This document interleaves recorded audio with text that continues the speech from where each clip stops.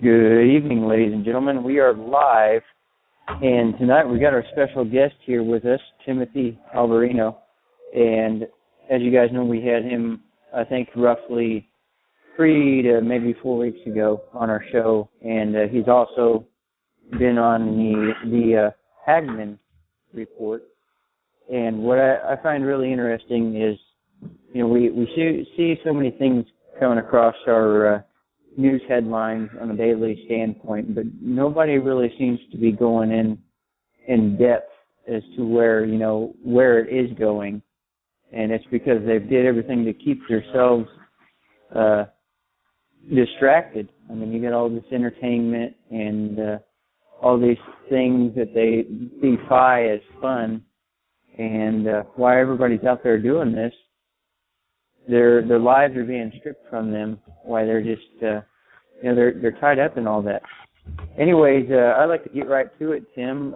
Just give us a briefing on your current standpoint on what you would like to bring to the table tonight. I'll kind of just let you have the floor. Well, thank you, Clint. It's good to be with you this evening. I'll tell you what. I've been reading up on the Ebola situation lately, today, yesterday. Listen to the Dave Hodges program. Well, listen to the Hagman program from the other day with Dave Hodges, in which he was talking about some different situations, but particularly Ebola. And he dropped some really powerful bombs during that show in terms of information, connecting the dots to how the CDC is connected with the patents and for both the Ebola virus and for the vaccine that they're developing, which is probably already developed. And very powerful. If you haven't heard it, I suggest that people go and listen to that sometime. But Ebola this Ebola situation, I think, is the implications are more dire than what people realize. And I'm not even necessarily referring to the implications of Ebola itself. I'm referring to the implications of the vaccine. I believe that the Ebola vaccine is more dangerous than Ebola itself. What people don't understand, what we need to start to understand, is genetics. Because basically what a virus does is a virus infiltrates a cell, and it's carrying a payload of genetic information. It deposits that genetic information into the cell. The cell then incorporates that genetic information into the into the gene factory of the cell, and it begins to reproduce the virus inside of the cells, and that whole process is reproduced throughout the whole body. Well, what scientists are doing, what geneticists have been doing for years, is using viruses as vectors to carry genetic information. Basically, they'll empty out the genetic information that the virus is carrying, in most cases something that's dangerous, virulent to the human body, and they'll replace it with their own genetic information, their own base pairs that they want to incorporate into the human body or into an animal to bring about a genetic change, or into a plant. That's one of the ways that they used to do genetic engineering. They still do it that way to some degree, but they've gotten a little more sophisticated. The reason why I'm talking about a virus is because the Ebola virus is the vaccine for the Ebola virus is going to work to a degree when it comes out. It's going to work because there's a lot of money invested in it. And so they need it to work, otherwise they're not going to make their money. And when I say there's a lot of money invested in it, it's Bill Gates, for example, just donated over $500 million to a vaccine for the Ebola virus. Now, what's really, really scary, if you've ever seen somebody die of the Ebola virus, that's scary enough. I mean, that'll keep you awake at nighttime, thinking about your family members, especially if you're like me and you have children, thinking about your children getting this horrifying virus where more than half the people who are contracting it are dying. I think it's somewhere around 75 or 80% at this point, maybe even higher, because the virus is mutating. And according to Dave Hodges' information, which I think he's right on the mark, the virus is airborne, which that's something that Steve Quayle told me right from the get-go, that the virus was airborne. So these guys have been accurately predicting what's going on with this Ebola situation.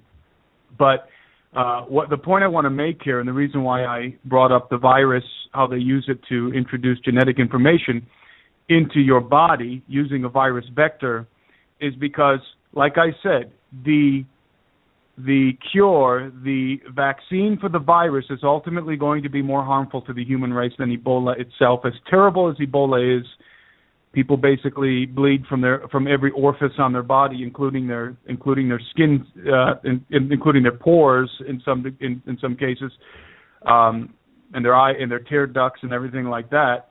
The virus, the vaccine, I should say, has the potential to modify humanity genetically on a global scale. I'm going to say that again. The Ebola virus is going to have the potential to modify the genetics of humanity on a global scale. And what I mean by that is that all of these vaccines that they're developing, because of where we are with genetic engineering at this point, because we have perfected genetic engineering under the ground, in the underground basis. But what the public sees, even in the public arena, we've advanced leaps and bounds in genetic engineering. And most of the public isn't aware of this, but we can already, at this point in time, we are already capable of changing a baby's complexion, hair color, eye color, and some of the more superficial characteristics of the child while it's in the womb. We have that technology right now. So we've advanced far more than the public's aware in genetic engineering.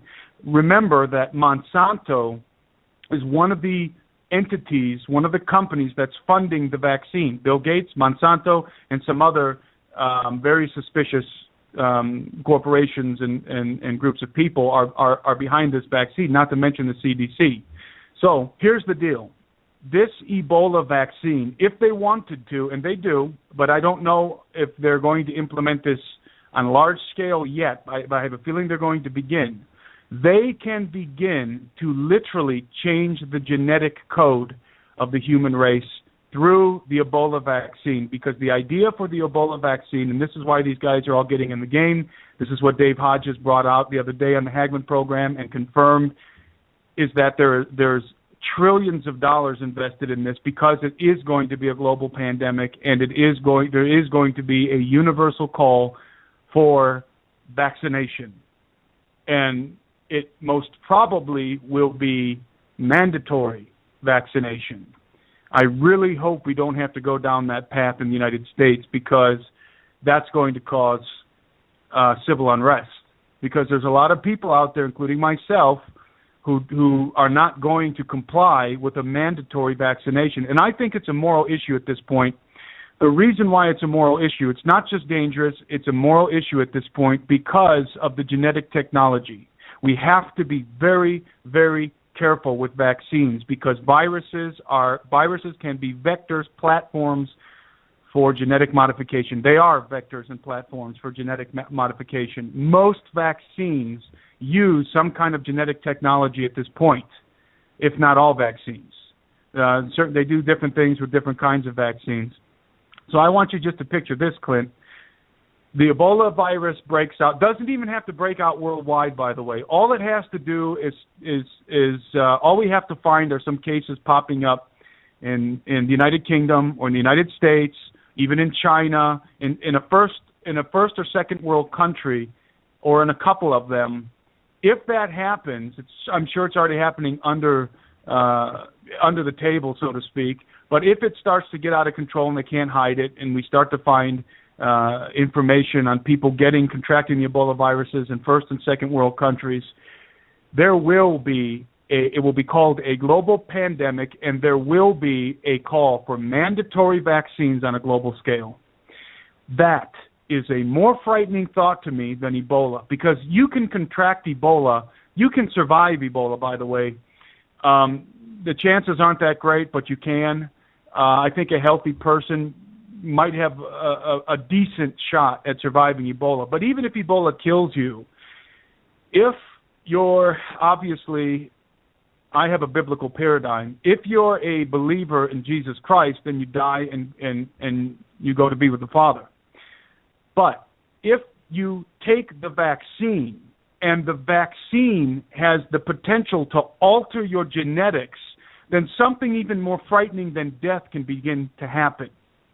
And that is a genetic alteration that begins to transform or replace your human trademarks, the genetic trademarks that make you human. Look, we as human beings, we are, and people have heard these figures cited probably many times, but we are 99 to 98% the same, similar in our genetics to a chimpanzee, about 97% the same to a gorilla.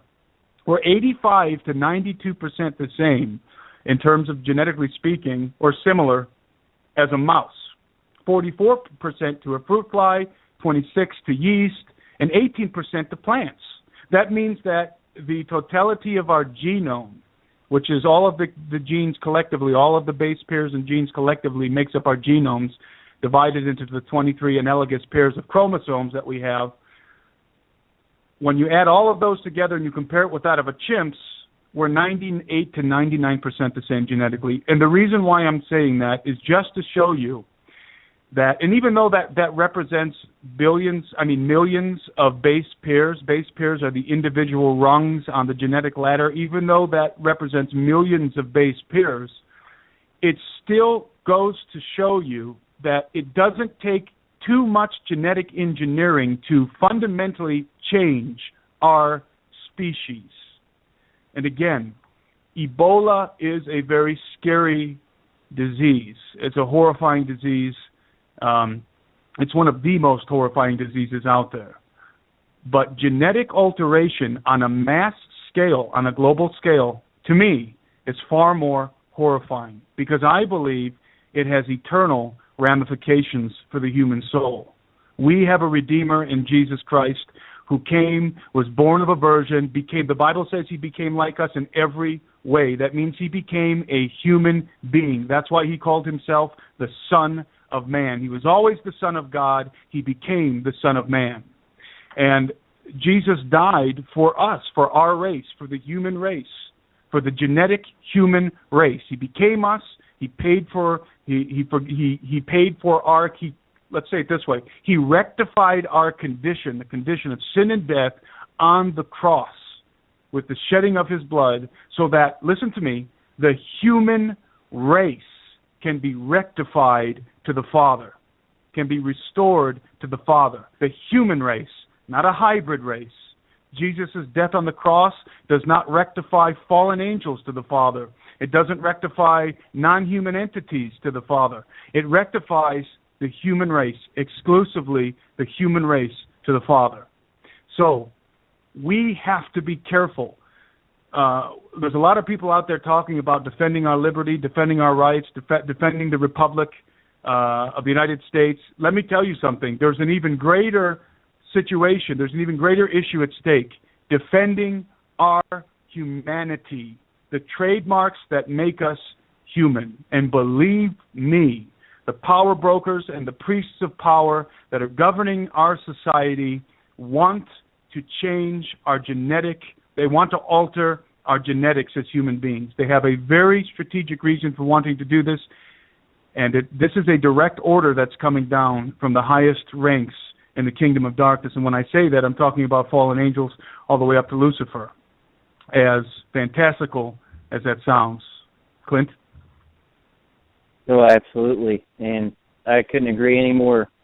I mean, that sums it up. That really does. And, you know, that's one of the things that I address often during our shows is those fallen angels, those 200-plus fallen angels that God had cast out of heaven. They have not went anywhere, and they are still here, and they have one goal, and that is to keep everyone too distracted to make sure that they don't know the truth. Meanwhile, they'll be taking everything from them. You know, they give you all these technologies and these machines and these devices that you have that, you know, keep your everyday life busy and too distracted on, you know, the sole purpose of being human. And basically, you know, the more important reason, you know, God gave us life here on earth, and And we need, people need to recognize that gift alone, and instead of living upon these distractions and these outside influences that just, they go upon their everyday lives, living on influences of others, and the influences of others either changes their ways of thought or alters their way of life. And it seems like 9 out of 10 people are doing this on a daily basis. That's right. And while people are busy with their iPhones and with their Facebook and their Twitter and all these other meaningless, trivial distractions, the priests of power behind the scene are getting ready to hatch a plot to literally steal away the trademarks of your humanity. And let me get in a little bit into why they're interested in doing this. I want to remind everybody that Jesus said, as in the days of Noah, so shall it be in the days of the coming of the Son of Man. Now, the days of Noah, the number one demarcation, the delineating situation that was happening in the days of Noah can be summed up as follows: genetic corruption. Genetic corruption. The Bible confirms this. The Book of Enoch confirms this. The Book of Giants confirms this. That not only did these angels fall in Genesis 6, they came down in the days of Jared, whose name, by the way, means shall come down. Came down in the days of Jared, and they basically had intercourse with women. They took wives from the sons of men, and they had intercourse. And as a result, they created progeny for themselves. And the progeny that these women, the children that these women bore, were superhuman. They were part human, part angel. The Book of Enoch says that they were primarily angel, but they were part human, part angel. And they happened to be giants. They happened to be very large. They were very powerful, very large, very intelligent, and they were probably interdimensional because they retained many of the capabilities of their fathers, of the fallen angels, of the 200 Watchers specifically. And so, but these, according to the Book of Giants, which I'm doing an analysis on right now, the Book of Giants says that these Watchers chose for themselves different species of animals. Besides the women, they chose for themselves different species of animals, including donkeys and other animals that are named specifically in the Book of Giants, which is fragmented, so we don't have the whole story, but we have bits and pieces. And they purposely had sexual intercourse with these animals in order to breed what the Book of Giants literally calls monsters. They purposefully generated monsters. They fathered monstrosities, half human, half whatever.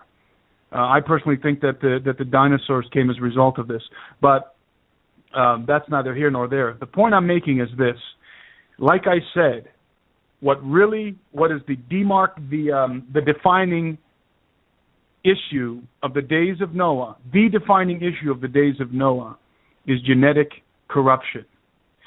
We cannot allow ourselves to be distracted, like you were saying, Clint, to the degree that we do not understand the times in which we live. You will not understand the times in which you live by watching TV or playing video games or being on Facebook, because most of what's happening is happening below the radar, so to speak. It's not all of it's happening in secret. Much of it is happening in plain sight, but it's not being publicized on a daily basis like the lives of celebrities or the activities of Justin Bieber or something like that, or the NFL players that are punching their wives in the face and smoking weed and whatever else they're doing. Those things are meaningless. They're trivial. But when we talk about genetics, we are literally talking about the power, the ability, the capability right now reinstitute the cause of the flood.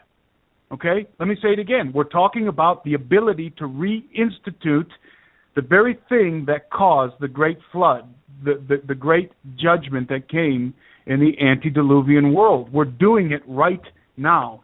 We are developing the technology, and the technology is already here to be able to genetically modify all flesh. The Bible says that in those days, in the antediluvian times before the flood, all flesh was corrupted. That's what we're heading into, and we're slamming on the gas pedal. It's not something that we're easing into. It's something that we are rushing towards.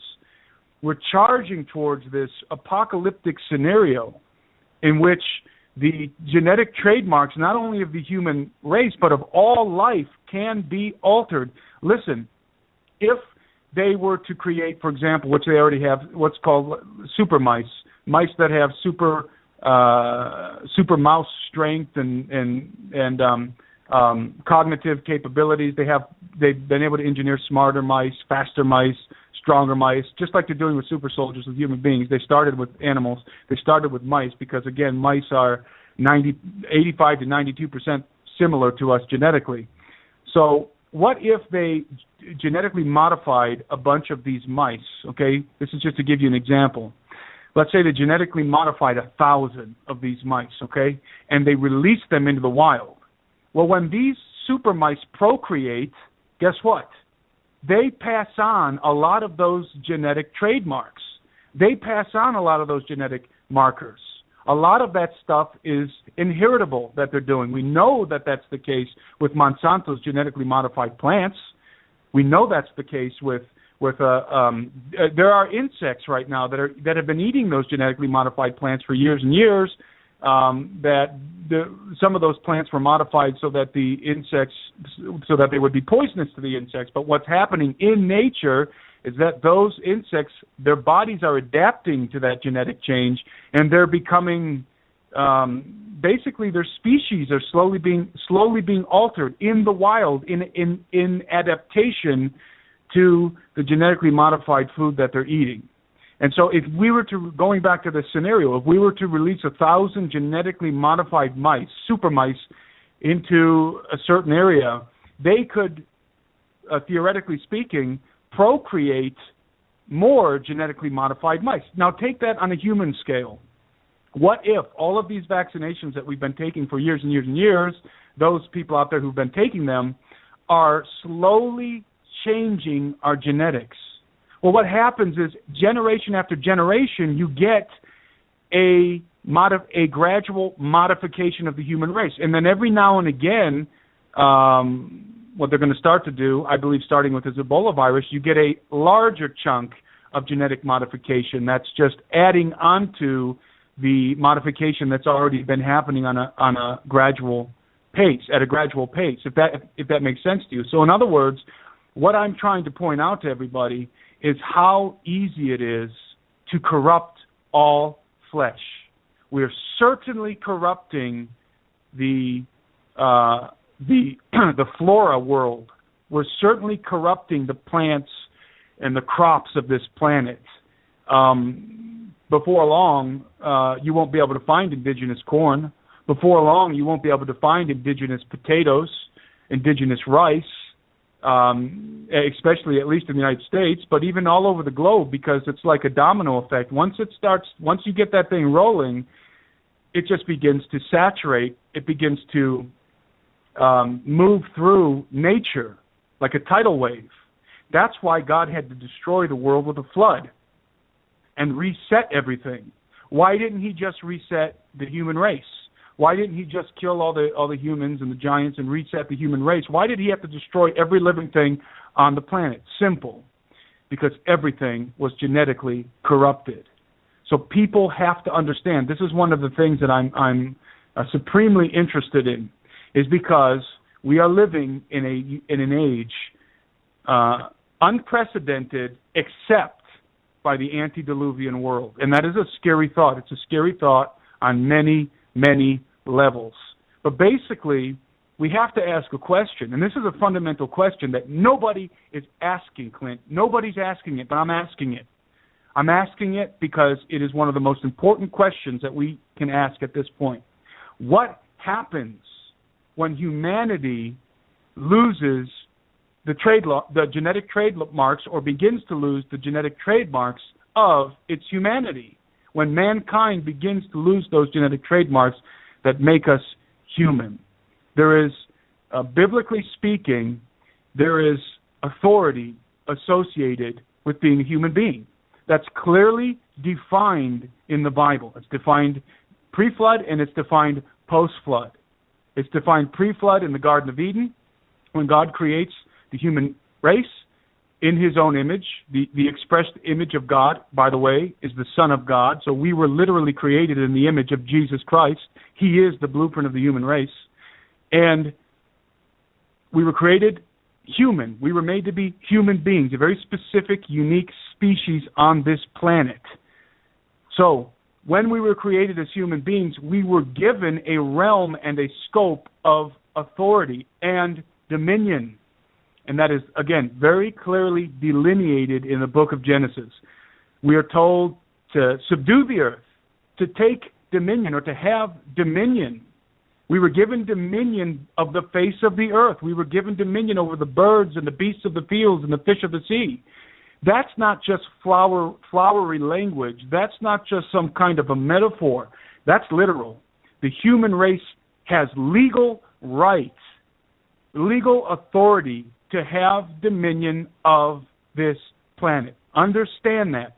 Our race, our genetic species, has been given, endowed by God with the right, bestowed with the responsibility, the privilege of having dominion over this planet.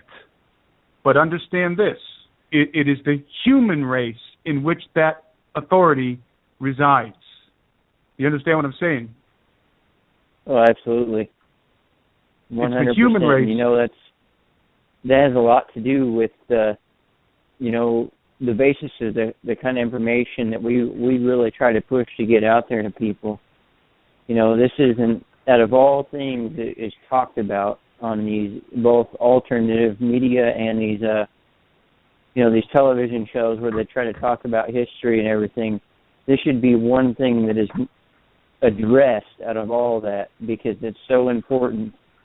And there is no other important. That's right. And I'm an implications guy. I always think in terms of implications. And I have a philosophical mind, and I think in terms of implications. So what are the implications then if the human race, with the God-given authority to govern, to have dominion on this planet, loses the trademarks associated with that authority? What I mean by that, it was the human race that was given that authority. The human race that was to take dominion, was given the mandate to take dominion. By the way, we're not just talking about believers in Jesus Christ. We're talking about our species. The human race was given authority, both the wicked and the righteous together as a race, as a people, were given the authority, the dominion of the planet. And it was reiterated after the flood with Noah. So God reestablished it. He reestablished it after the flood. With Noah, he gave the same mandate to Noah and his descendants, that he was to take dominion of the earth. That is a mandate.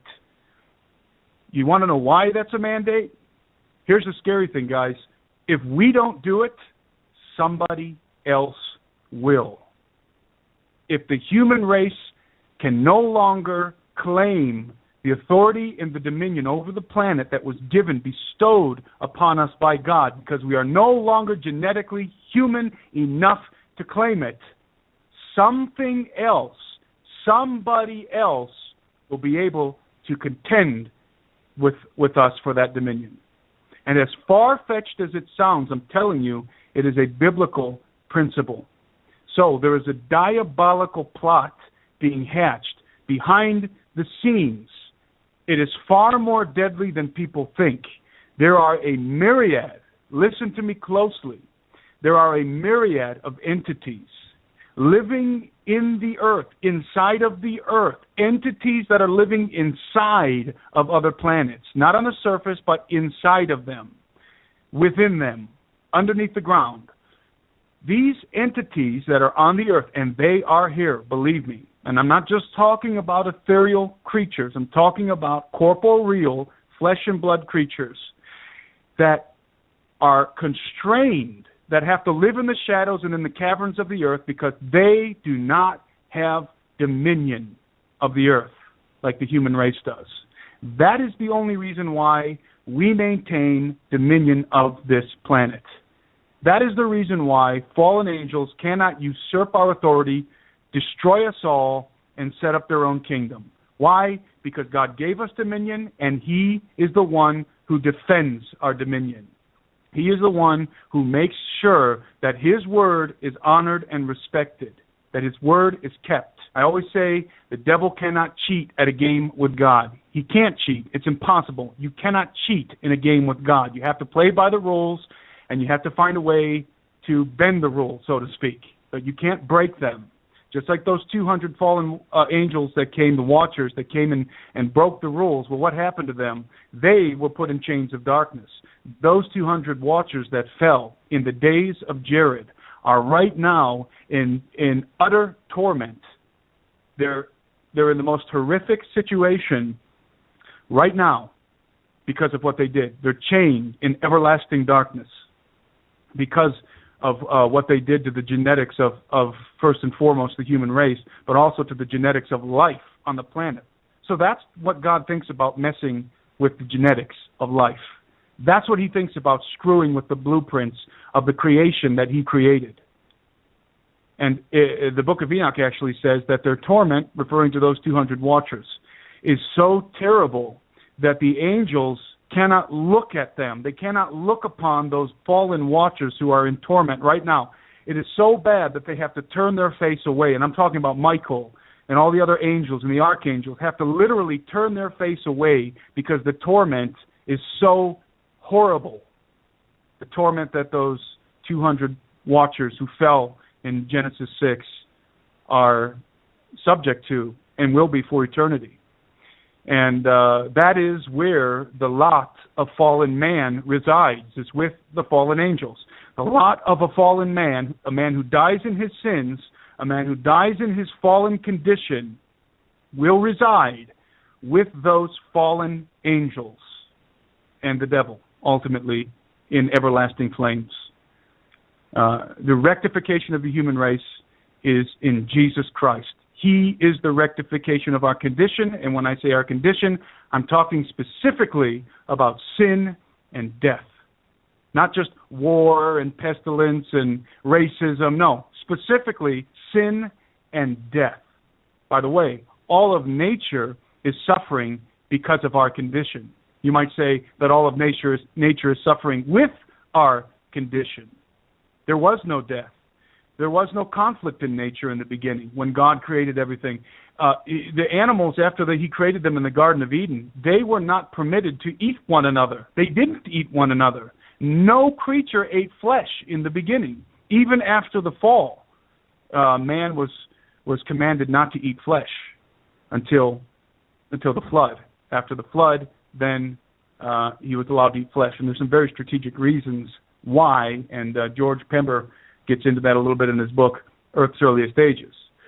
But it's very interesting. It's very interesting to think about the scenario that we're walking into, that we are rushing into right now, and we are purposely blinded. They don't want us to understand they don't want us to understand that part of the great plot, part of this great design that they've been manufacturing, this great conspiracy that they've been manufacturing behind the scenes, is literally to restore the earth to the way it was, or something similar, in the antediluvian world. They call that the Golden Age. They say that's when the gods mingled with men, and that you had these god-men walking around, which is true, and they were vastly more intelligent. They were superior to us in every way. They had superior technology.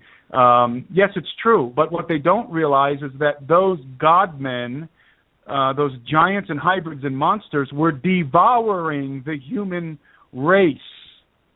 That's something that they don't add into the equation. They were literally devouring the human race. And that's, again, as fantastical as that sounds, guess what? That's where we are headed. These entities are waiting for the opportunity to come back on the scene. And we're being tricked into setting the stage for that to be able to happen on a global scale. And so when this, going back to the Ebola virus, vaccine I should say, when this Ebola vaccine comes out, if it is one of the first steps to altering the genetics of the human race, it is, with some other things that are coming out, not just the Ebola vaccine, with a number of other things that are going on, literally the end of humanity as we know it. Understand that. It is the end of humanity as we know it. The stakes are far higher than people realize. The stakes are not just the Republic of the United States. The stakes are not just being ruled by a global elite. The stakes are not just the New World Order. The stakes are our very humanity. That's what they're really after, all right? That's what the real goal is. That's why the Antichrist is not going to be fully human, in my opinion, my very strong opinion. He's not going to be fully human. They want to lead us into the golden race, which is a conjunction of the golden age. Again, they believe, and when I say they, I'm talking about those individuals, those secret societies and the occult that's driving everything that's going on, including this Ebola virus. They are working overtime to bring about a reemergence of the golden age, of the mingling of the gods with men and of the genetic corruption of all flesh. They don't see it as corruption. They see it as ascendancy. They see it as apotheosis. They see it as humanity evolving into a godlike condition, a godlike state. Of course, the Illuminati, some of those factions, want the grand majority of our populace to be gone before that happens. They want us wiped off the face of the earth. They only want about 500 million, as many people are very well aware. But nonetheless, they want humanity to evolve, especially themselves. But even if they think that it's only going to be themselves, then they may be laboring, hear me out, they may be laboring, and I'm talking about the Illuminati, they may be laboring under the delusion that only they themselves are going to transcend and evolve. They may be thinking that they're going to succeed in their plan and they're going to wipe out 500 million people off this planet. That is surely what many of them are working towards. There's different factions, but that's for another program. However, I do not believe that they're going to accomplish that because I see something coming after that. And what's coming after that is far more terrifying. As horrible as being ruled by the global elite on a prison planet sounds, there's something worse. And what's going to happen is a deception. Humanity is going to be led into a new golden age and turned into a new golden race. And those two terms are very strategic. I use those terms very purposefully because the golden age is what I explained it. As I explained it, is the mingling of gods with men, and the time when culture and society and technology flourished, and it did, but for them, not for the human race. The human race was devoured. Those who were not genetically altered. That's what we're coming into again in terms of the golden age. The gods mingling with men again, the genetics being altered. But that's specifically for the human race being altered genetically. That's called the golden race. And we're going to be led into the golden race by non-human entities that are going to come and are going to convince the grand majority of the earth, under the leadership of the Antichrist, that the human race must evolve. We must evolve, or we're going to destroy ourselves, we're going to destroy our planet, or we're going to come under the thraldom of the Illuminati, and they're probably going to reveal the alien situation, the gray aliens. They're going to try and play good guy, bad guy. They're going to try and set up a scapegoat, the bad guy, the Illuminati, and the non-human factions working with them, and the good guy themselves, led by the Antichrist, leading mankind into apotheosis. That, my friend, is Luciferianism. It is the pinnacle. It is the Garden of Eden full circle. Absolutely. And that sums it up right there. I mean, I don't think I could have even spoke that well as far as pointing people in the direction of what that really actually pertains to and why it matters. You're talking about, people that are just tied into politics or tied in with knowing that their government's doing this or that. And, the more me and you and others are starting to look at it, we're starting to see, this whole government scenario and this whole leadership is all nothing but an implementation to keep people following it. And it's then when you realize this, you stand back and see where it's headed. And I tell you what, it does not look good. And like you said, we are headed into that golden era again. And back before the Great Flood, people on this earth, there was normal people, and there was, like you had referenced earlier, hybrids and extra-dimensional beings, if you would, and all these sophisticated technologies and altercations of not only human, but the entirety of life on Earth. And that's when some guy that they called crazy built a giant ship, and God told him to take the creatures of the earth and put them on that boat, and everybody thought he was crazy. And lo and behold, the rest of them were swallowed in the abyss. And it just goes to show, if somebody like that comes in our time, and I look for it to happen, maybe not in the near future, but somewhere nearby, that we're going to see people like that rise again.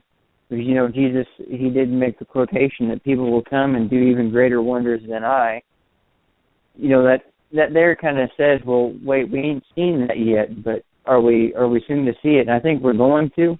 But people, like you had referenced earlier about people taking these beings or the grays as a savior, or somebody that's coming here to help us, when the truth is being spoke, people will just blow it off, and I don't know how you would word it, but basically disgrace of what you're saying, just the way they did Jesus. And you're going to see a lot of that, where Jesus himself said that many men will face trials, and even some of us put to death for his name's sake. And that says a lot. That means there's going to be a point in time where people are killed just for thinking of him. And they already are. I mean, they are overseas. But, that's just, that's a small portion. Imagine that kind of horrific thing going on over the world, where if you even mention the name Jesus, that somebody wants to end your life. I mean, that's just horrifying, evil. I mean, there's no word to put on that as far as evil. And, I think that's where we are faced at. We are faced at that golden era, as you had mentioned, and people need to wake up from these politics. They need to wake up from the, as bad as I hate to say it, I am for freedom. I do like freedom and enjoy it, and I know we all do. But as far as trying to correct the powers that govern us, or that are supposedly our leaders, that we ourselves gave power to, because we were just too dumb to see it, I guess. Those on the scene, as important as a lot of you out there might think that they are just one big, I don't know what would be the best way to put this, an illusionary tactic to keep you from realizing what is fixing to happen. And if you're not aware of this, these coming times, I don't even know how many of them are human at this point, Clint. I don't even know how many of them are human at this point, Clint. Now, that sounds like a excessively fantastical thing to say. But listen, first of all, I want to make a point. You mentioned the Noah and the ark and God bringing the animals. Isn't it interesting that God himself brought the animals? God made sure to go and gather animals that were not corrupted genetically. This is a very, very, very serious issue to God. He does not like when we play with the blueprint of life. He doesn't like it. It makes him extremely angry, and we ought to fear God and God's wrath more than all the demons in hell and Illuminati and everybody else combined. You don't want God as your enemy. You're better off having Satan as your enemy than God. You're better off having 1,000 Satans as your enemy than God. And that's exactly what we're doing. We're making God our enemy, not those of us who are believers in the Lord Jesus Christ and have received the testimony of his Son, but the human race collectively that is basically slapping him in the face and altering the genetics of life on Earth. And listen, there's people who are going to listen to this or are going to listen to the rebroadcast of this show who are going to roll their eyes. They're going to scoff. They're going to say that's ridiculous. There's going to be Christian people and non-Christian people who are going to say that's stupid, that's ridiculous, that's a fantasy. But you know what? Too bad. That's my answer to you. That's my reply to you. Too bad, because it's happening right now, right under your nose, whether you believe it or not. Doesn't make a damn difference at this point. It doesn't make a difference if you believe it or if you don't. And I'm speaking to those scoffers who've been scoffing all these years when people have been talking about genetic engineering and super soldiers and all this stuff. Just because you don't see it on your TV show or on your news program, people scoff. But again, too bad, because it's happening, and it's happening at such an alarming rate. It's happening on every single level. It's happening in the food we eat. It's happening at the Pentagon and all the super soldier programs, and not just the Pentagon, all the different first world nations and second world nations and military powers around the globe are developing this genetic technology. They are already beginning to alter the human race. It's going to surface from being a primarily military thing, like so many things do. It's going to trickle down from military technology to the public, to the general public. And this technology, this genetic altering technology, will become a part of people's lives. And all the while, we're just going to be continuing to spit in God's face. To spit in God's face. Listen, the first time we did it, the first time the human race did it, a flood came. The Bible tells us the second time it's going to be fire and brimstone. That's what this is all culminating towards. That's where this is all going. It's going to literally go down in flames. Humanity is engineering its demise right now. We are engineering our demise. Whether people like it or not, whether or not they want to believe it, it makes no difference. It is stone cold fact. All the military people, all the geneticists, they all know it. Humanity is being fundamentally altered, along with the various species on the planet, the various different species on the planet. Now, you said something that I want to definitely talk about tonight, which is people have to understand. And again, this is something that people are going to think that I'm crazy and that I'm off my rocker. It doesn't matter. It doesn't matter, because it's real and it's happening. And everybody's going to know it's real and it's happening, by the way, before long. I don't know when, but it will happen. We are not the only sentient entities inhabiting the earth. We are just not. As bizarre as that sounds to people, it is true. We are not the only sentient entities inhabiting the earth.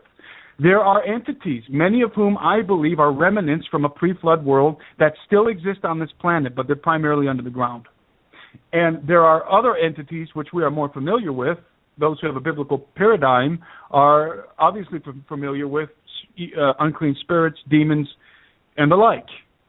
But what people don't understand, and we have to understand this is something that maybe, I don't know, 100 years ago, it wasn't really that crucial for people to understand. People could live and die. And without this kind of understanding, and it wouldn't really have too much bearing on their lives. But we don't have that luxury anymore. We don't have the luxury to be ignorant about the things that we're talking about tonight, especially genetics. Listen, folks, you don't have the luxury to be ignorant about it anymore, because there is an Ebola vaccine coming. And if it's not an Ebola vaccine, it'll be some other vaccine coming down the pipe that is going to alter your genetics. It is going to alter your genetics, and you're going to have to make a decision. You're going to have to make a decision, a willful decision against ignorance. You're going to have to make a decision to discern, to become informed, and to wake up.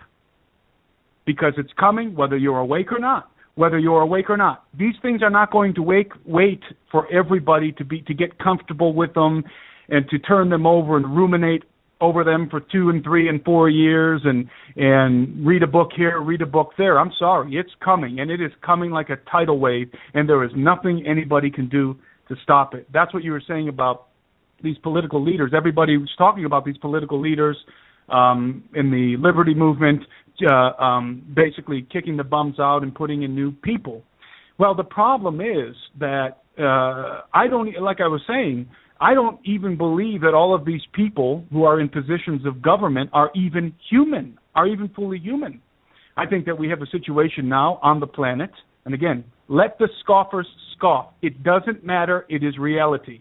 We have a situation right now where we have cloning technology that is far more advanced than what anybody is aware of, anybody that's basically in the public scene, in the public arena. Many generals and many, different military people and scientists know, but not many people in the public arena are aware exactly how far we've advanced under the ground with genetics and with cloning specifically. We have advanced leaps and bounds in cloning. We can clone a human being. We can make them look exactly like the person who the genetic material is coming from, to clone them. And that then infers, if that is true, it then infers that there are clones already among us. Again, that sounds like a Star Wars movie or something out of Star Trek. That's why they put those movies out there, so that when you hear these things, you automatically associate them with fiction, with movies. That's why they push these movies. That's why they purposely, the CIA and these different entities, the NSA and these different government factions purposely come and consult with these people who are making these movies and promote their movies because it fulfills their agenda. It is a form of mind control, so that when you hear the term of alien or flying saucer, you automatically view it as fiction. You relate it to a movie. That's the context in which you can relate to that. So when you say clone, when I say that there are clones walking around, the only context that people have in their minds to be able to relate the idea of clones walking around on the planet is fiction. Is fiction, even though there is so much real hardcore data on cloning out there.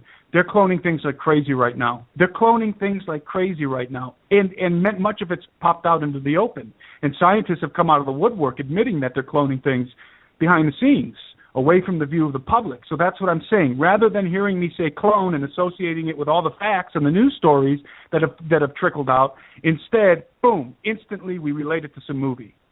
That is part of the mind control. People have to wake up to that. They have to understand that they want these key words to trigger fiction. They want keywords to trigger fiction and to trigger the word conspiracy. That was actually, I think it was a CIA initiative back in the 60s.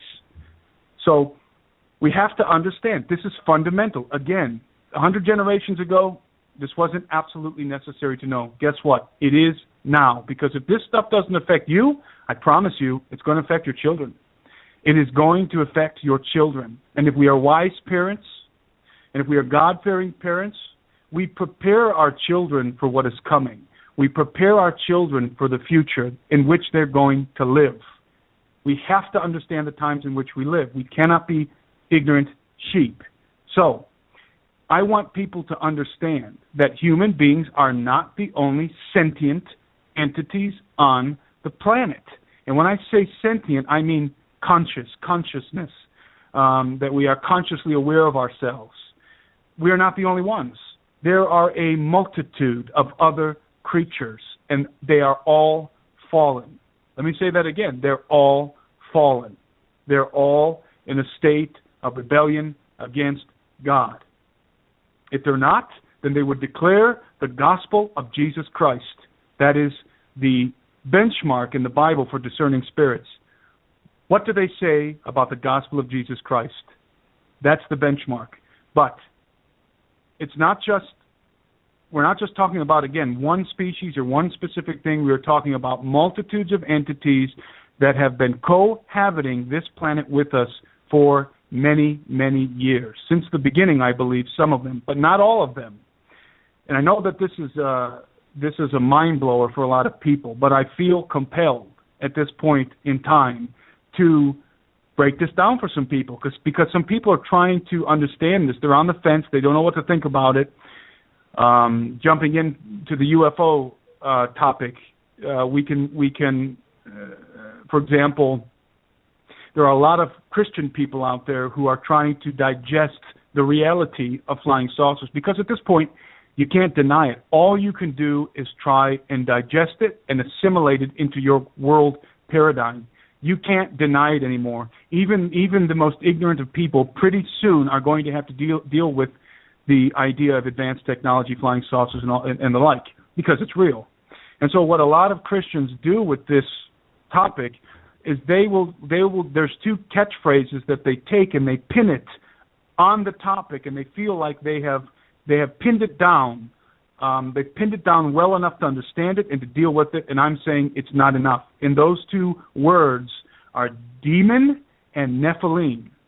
So whenever somebody talks about flying saucers or aliens, a lot of people will automatically pin that with the term demon or Nephilim. Close, but not exactly. Because what we're dealing with are, in some cases, corporeal entities. When I say corporeal entities, I'm talking about flesh and blood. I'm talking about you pull out your sidearm, you pull out your magnum, and you shoot it in the face and it dies. I'm not talking about some ethereal being that can walk through walls. They exist. We're going to get to that in a second. I'm talking about flesh and blood entities. And by the way, Clint, interrupt me at any time if you want to interject something. But basically, go ahead. I thought I'd throw in there real quick, since you're on this topic. You know, these people out here, you know, that deny, and there is still quite a few out there, but most of the general part are starting to see that this is real. And, you know, the Bible made the simple quotation that God had made man and jinn. And most people don't even, I have not heard, but maybe one other person in like the last few years use that reference anywheres. And I think that's pretty important, because most people don't even go in depth to see what jinn is. I agree. This is why there's so much confusion, Clint. And there's a good reason for confusion. The confusion, in many cases, even for people who are researching this topic, and by topic I mean UFOs and non-human entities, okay? That very broad topic. People who are researching some subset of that topic are getting very confused, even the ufologists who spend their whole lives trying to understand this. Why? There's a lot of reasons, but one of the most confusing situations enveloped in this whole thing is that there are just so many different kinds of things, of entities out there, that it's hard to delineate between them and to try and figure out who's pulling the strings and where, who's flying what, who's working with the different governments. So it becomes very convoluted, and there's a reason for that. It's very simple. I mean, I'm probably going to complicate it more than it needs to be, but I'm going to try and break this down as precisely as possible. And I didn't intend to get into this, but I feel like this is where I need to go. Listen, This is my postulate. I think it's more than a postulate. I think it's more than a theory. I think it's borne out in Scripture. I think it's borne out again in the book of Enoch, the book of Giants, and also by the work of many, many men, such as Steve Quayle, Tom Horn, and many others who've done work on this subject, is the idea that all of this is based in, actually I shouldn't say all of it, I should say most of this has its roots in Genesis 6. A lot of people can understand that. That's good. A lot of people can start there. Some people can't. Those people who can't understand, those people who cannot accept Genesis 6 might as well turn this broadcast off. Because let me tell you something, you're way behind if you can't get Genesis 6. You have to get it, and you have to get it now. Genesis 6 is the Rosetta Stone, as Steve Quayle often says. Genesis 6 is the Rosetta Stone to understanding so much of what's happening right now. It's not the end all to understanding. Really, the whole context of the Scriptures, and especially the gospel of Jesus Christ, is the end all to understanding what's going on a very broad scale. But Genesis 6 is a Rosetta Stone to discerning, to understanding what's going on. But you can't stop at Genesis 6. I think it also takes one to factor in the pre-Adamic world to pin some of this down. However, let's just start with Genesis 6. Let's start with the Bible school understanding. And even for those who aren't believers who might be listening to this broadcast, this is a pretty much general understanding that the majority of the populace of the human race currently has, except for hardcore atheists who are just ignorant idiots, who are willfully blind, ignorant idiots. So what I'm referring to is the existence of what people call archons. They call them archons or angels, whatever. Basically, they are superior beings that are of a higher order than mankind. And the Bible confirms this. The Bible says that we, the human race, were created a little lower than the angels. So the Bible confirms this. There are beings above us in the hierarchy, and that definitely refers to, that hierarchy definitely has a bearing on capabilities. Understand that. We're talking about capabilities. Although I believe Adam, the father of our race, had many more capabilities than we do now. I think that the original human being was indeed very wonderful. However, not so much anymore. We've fallen very far since the Garden of Eden. But there may be certain things latent in the human race, leftovers, things that still remain in our genetics, capabilities that we don't realize are there, which, by the way, can be very dangerous to tap into those, because once you do, you're playing on a new level. You're playing on a new level. Folks, listen to me. If you try and tap into some of that latent stuff through transcendental meditation and all this occultic stuff, you're going to end up getting on a playing field where you can't contend. And what I mean by that is you start to awake to things that you can't deal with. There's other entities on those levels. There's other realities there that literally and frankly will drive you nuts, okay? Because those kind of abilities have to be tempered with wisdom. And anyways, that's a whole other subject. But let me get back to this issue of archons, of angels, all right? I use the word archon and angel interchangeably. Obviously, the word angel is a very generic term. It refers to, it means basically messenger. It refers to not one specific kind, but a grouping, a very broad grouping of entities that are called angels. So angels can come in many shapes and sizes and with different capabilities. The Bible names some of them. The Bible names archangels. The Bible actually does name watchers, not just the book of Enoch, by the way. The Bible, in the book of Daniel, identifies a class of angelic entities called watchers. So there's watchers, there's archangels, there's angels of different hierarchies. They have different responsibilities. They certainly have different capabilities. So those are angels, and again, angels and archons. I'm using those words interchangeably. Some people actually call those ethereals. In other words, these are entities that can basically reconfigure their molecular structure. They can walk through walls. They can disappear. They can morph and make themselves look like human beings or animals or whatever. And we know that that's the case because the Bible tells us that that's the case. The Bible tells us that we could be entertaining angels unawares. So, in other words, angels can look like us.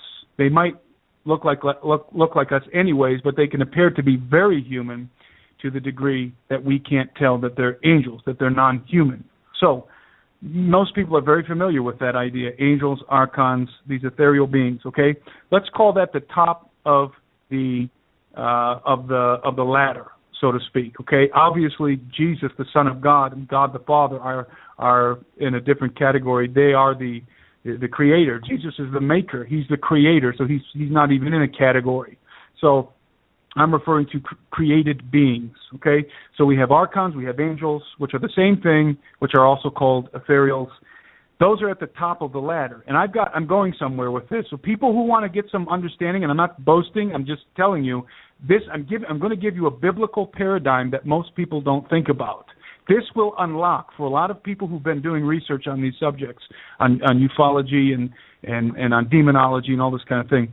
This is going to give you a key. This is going to allow you to unlock certain things that have been elusive, certain understandings that have been elusive to you, because most people don't think in these terms. Okay, so at the top of this, imagine a ladder of a hierarchy. At the top of this ladder of hierarchy are angels. In terms of created beings, the very general category of angels. Okay, we're just going to deal with general categories.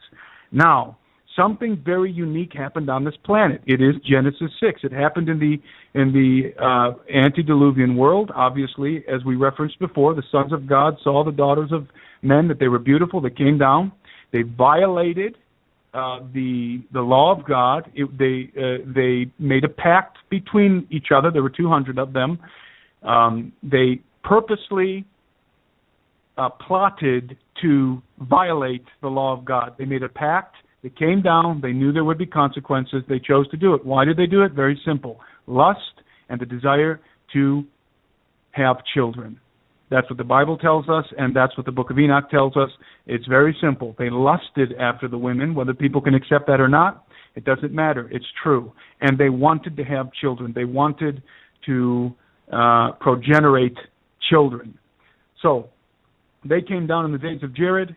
They infiltrated our reality, our scope, our dimension, however you want to call it. They left their estate and they came down. They left the original estate and they came down into our reality, and they did something very insubordinate. They took for themselves wives, and they had children, and these children were giants, and they took animals, like we said, and they created through copulation with these animals, and possibly also all kinds of genetic stuff, genetic experimentation, and what we might call technology. They created all kinds of abominations. I call these abominations, these creatures, I call them unsanctioned beings, or alternatively, unsanctioned sentience. In other words, and very simply what I mean is that these were creatures that came into existence outside of the will of God. Now, that doesn't mean that God didn't know it was going to happen. I'm referring to that it was not God's intention. God did not himself intend for these entities to exist. They came into existence as a result of insubordination. In other words, sin. They came as a result of insubordination. Both the giants of the antediluvian world and the monsters that were created through copulation with animals. And of course I'm referring to the archons copulating with animals.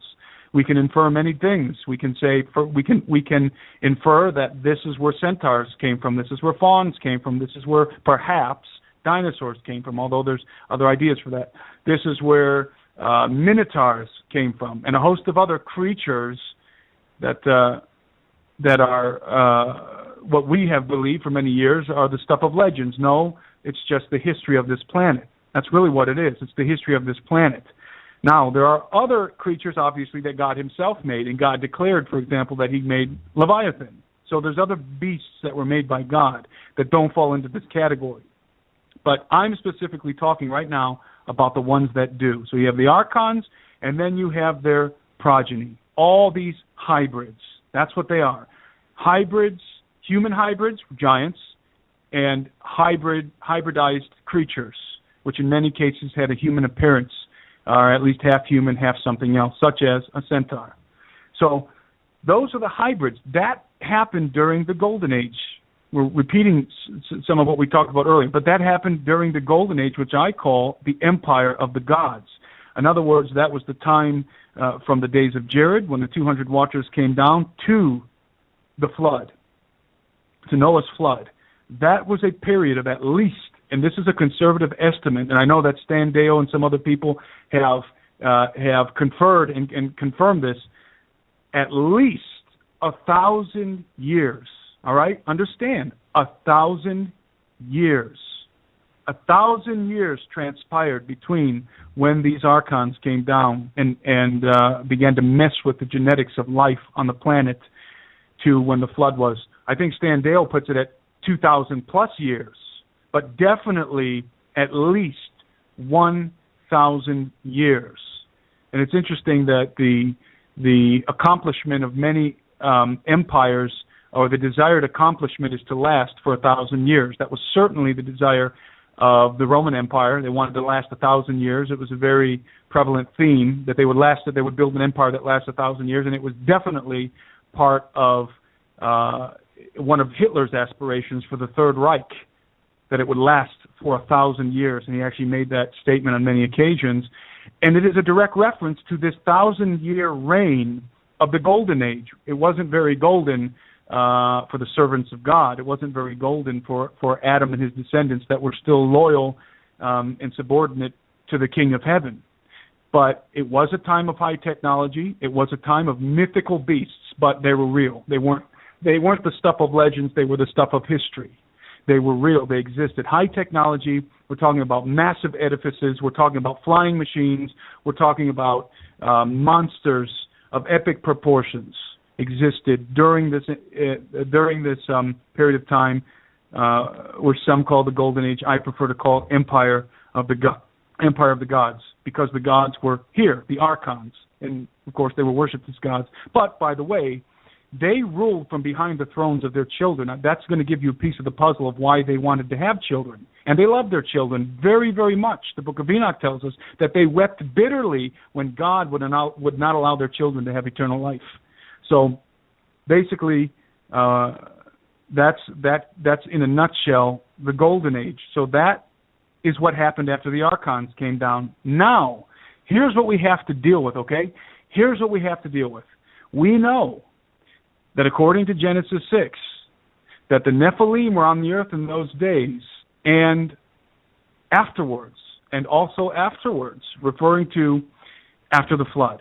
We know that the genetic line continued, but in an inferior fashion. In other words, it was the genetics of the post-flood giants and creatures were of inferior stock, because the book of Enoch tells us that these giants were very, very large, unbelievably large, 200 feet in some cases, very, very large. And the monsters and the entities that were pre-flood, again, could be referring to dinosaurs. Post-flood, these things were more diminutive. And there's a reason for that. There's a geological reason for that, by the way. Many of you listening have done the research into that, about the oxygen levels on the earth were different. There was more oxygen. The atmosphere was different. It allowed creatures to grow larger. And not only that, the earth was smaller. The earth expanded during the flood. Stan Deyo proves that, and I think he does a fantastic job. The earth expanded during the flood. And so the atmosphere, the biosphere changed.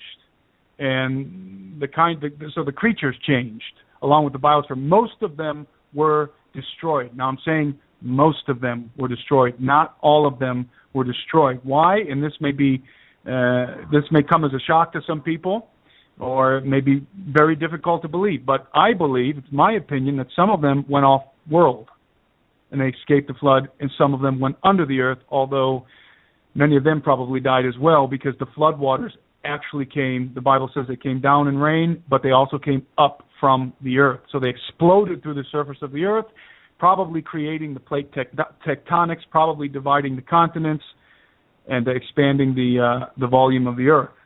So that's that portion. Clint, if you want to interject with something here or any questions, because I'm going to go to the next part. Absolutely. And, the signs are there, and more than the signs, the proof is in the pudding, as I always put it. You know, you look at even some of the parts of our historical documentation and pictures. There's always these bizarre pictures in our historical references, whether it be from one point of the earth to another.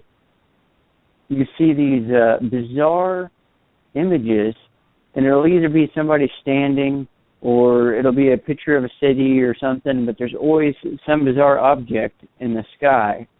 Some of these objects, that there's numerous paintings out there, and there's just too many to really keep track of them.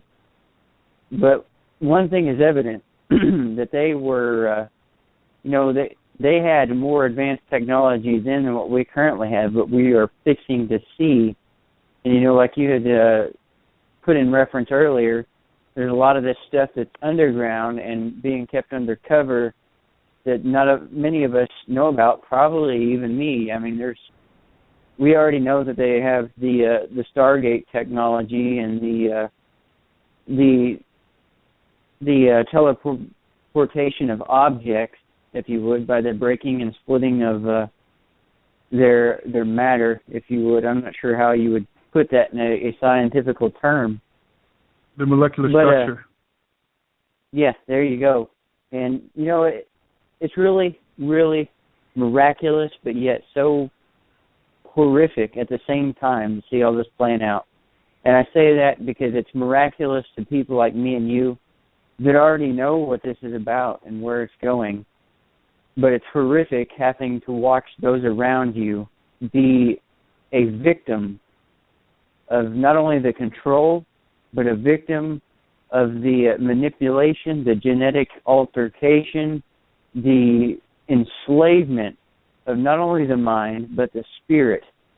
And you got into the topic earlier about the genetic manipulation.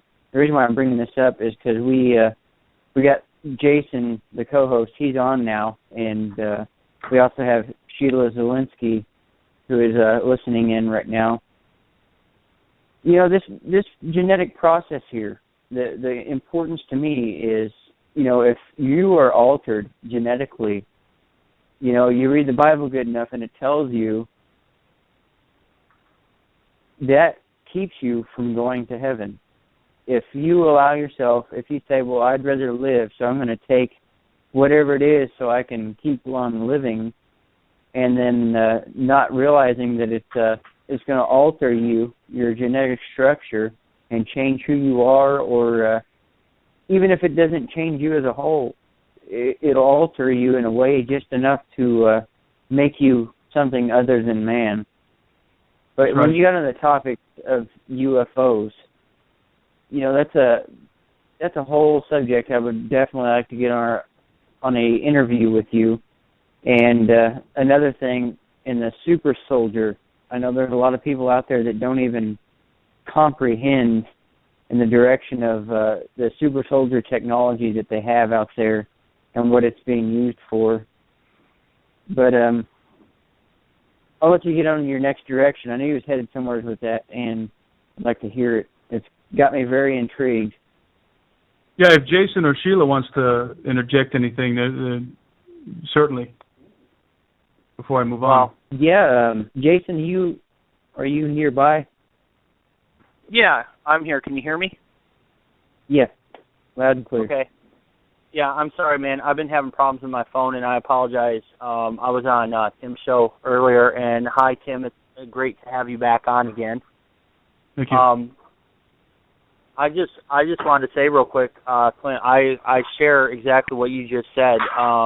We're seeing the movement of transhumanism going forward, talking about man and machine, but also we have companies out there like Monsanto right now who are working on a vaccine, and we see people like Bill Gates through Dave Hodges' articles that are funding these organizations for these types of vaccines, and lo and behold, pretty soon they're going to be mandatory, and people are going to be put in a position where they're going to have to choose either A, get shot or go off to concentration camp, or B, get the shot and move on. And I really don't think that they're going to understand what it does to their genetic structure.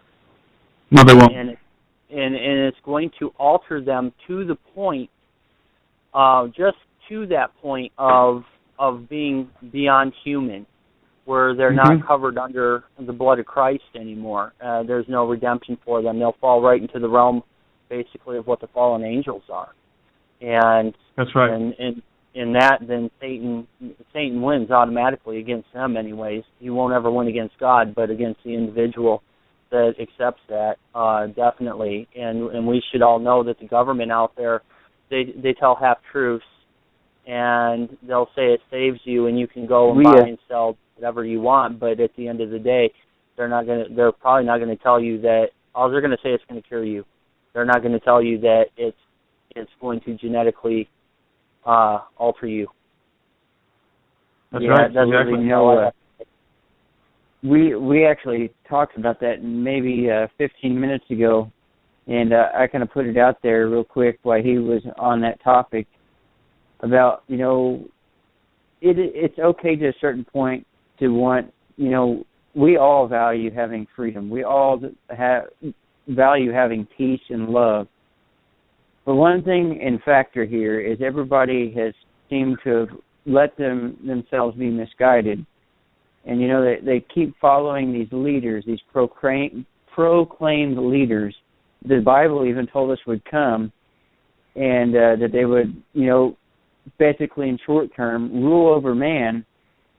And what you have here in every nation of the world is a group of men, or even women in some cases.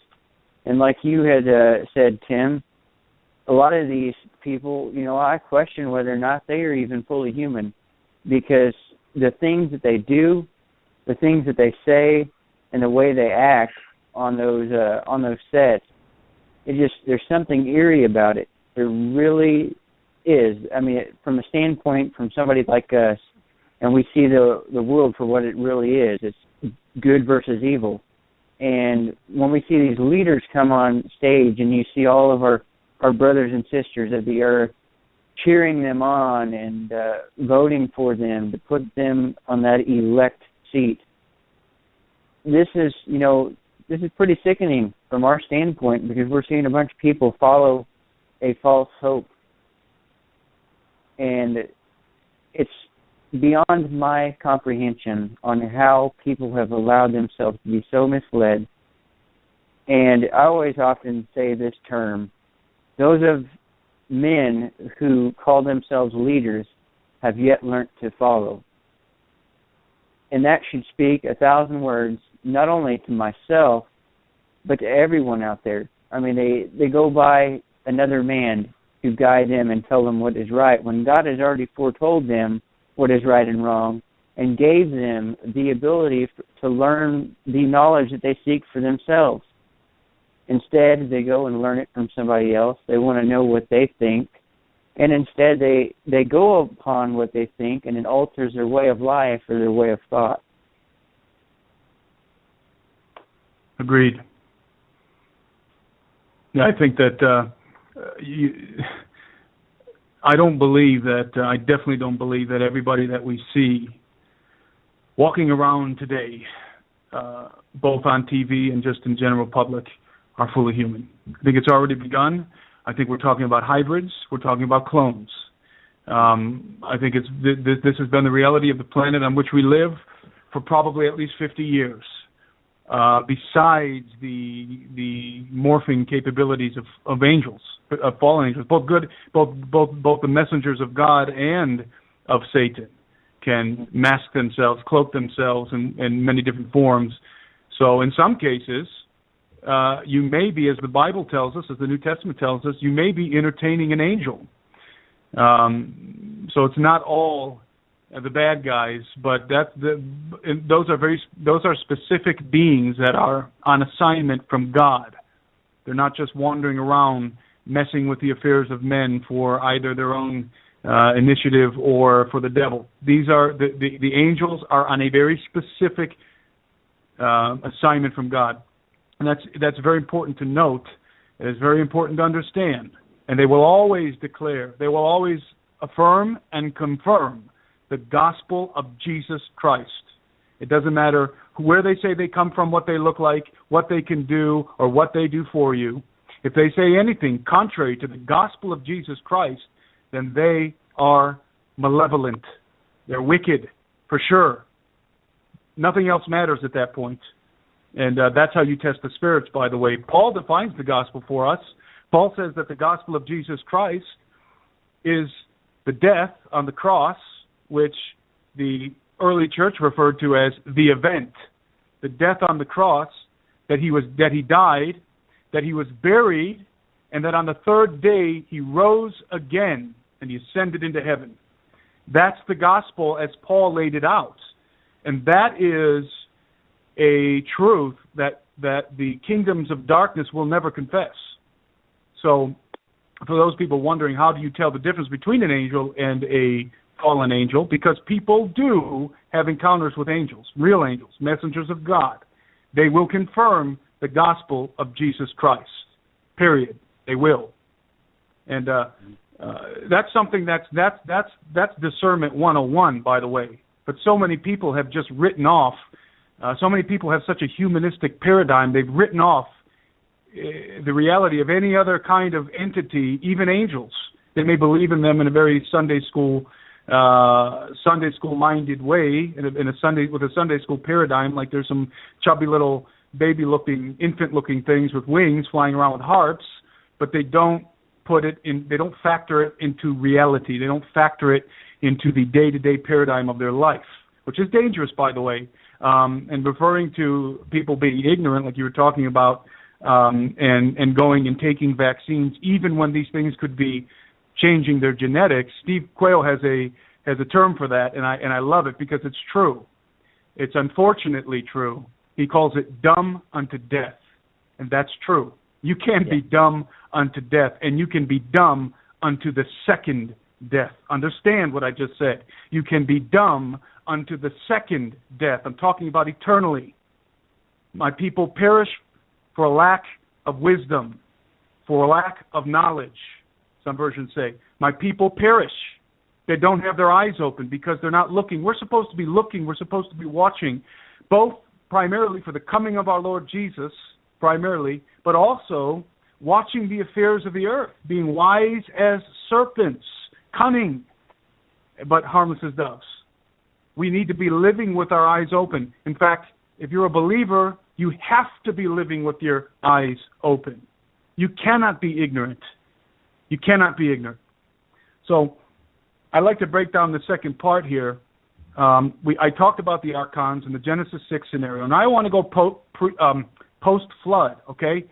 And this is where some things are going to be unlocked for some people, because this really unlocked my mind when I got it.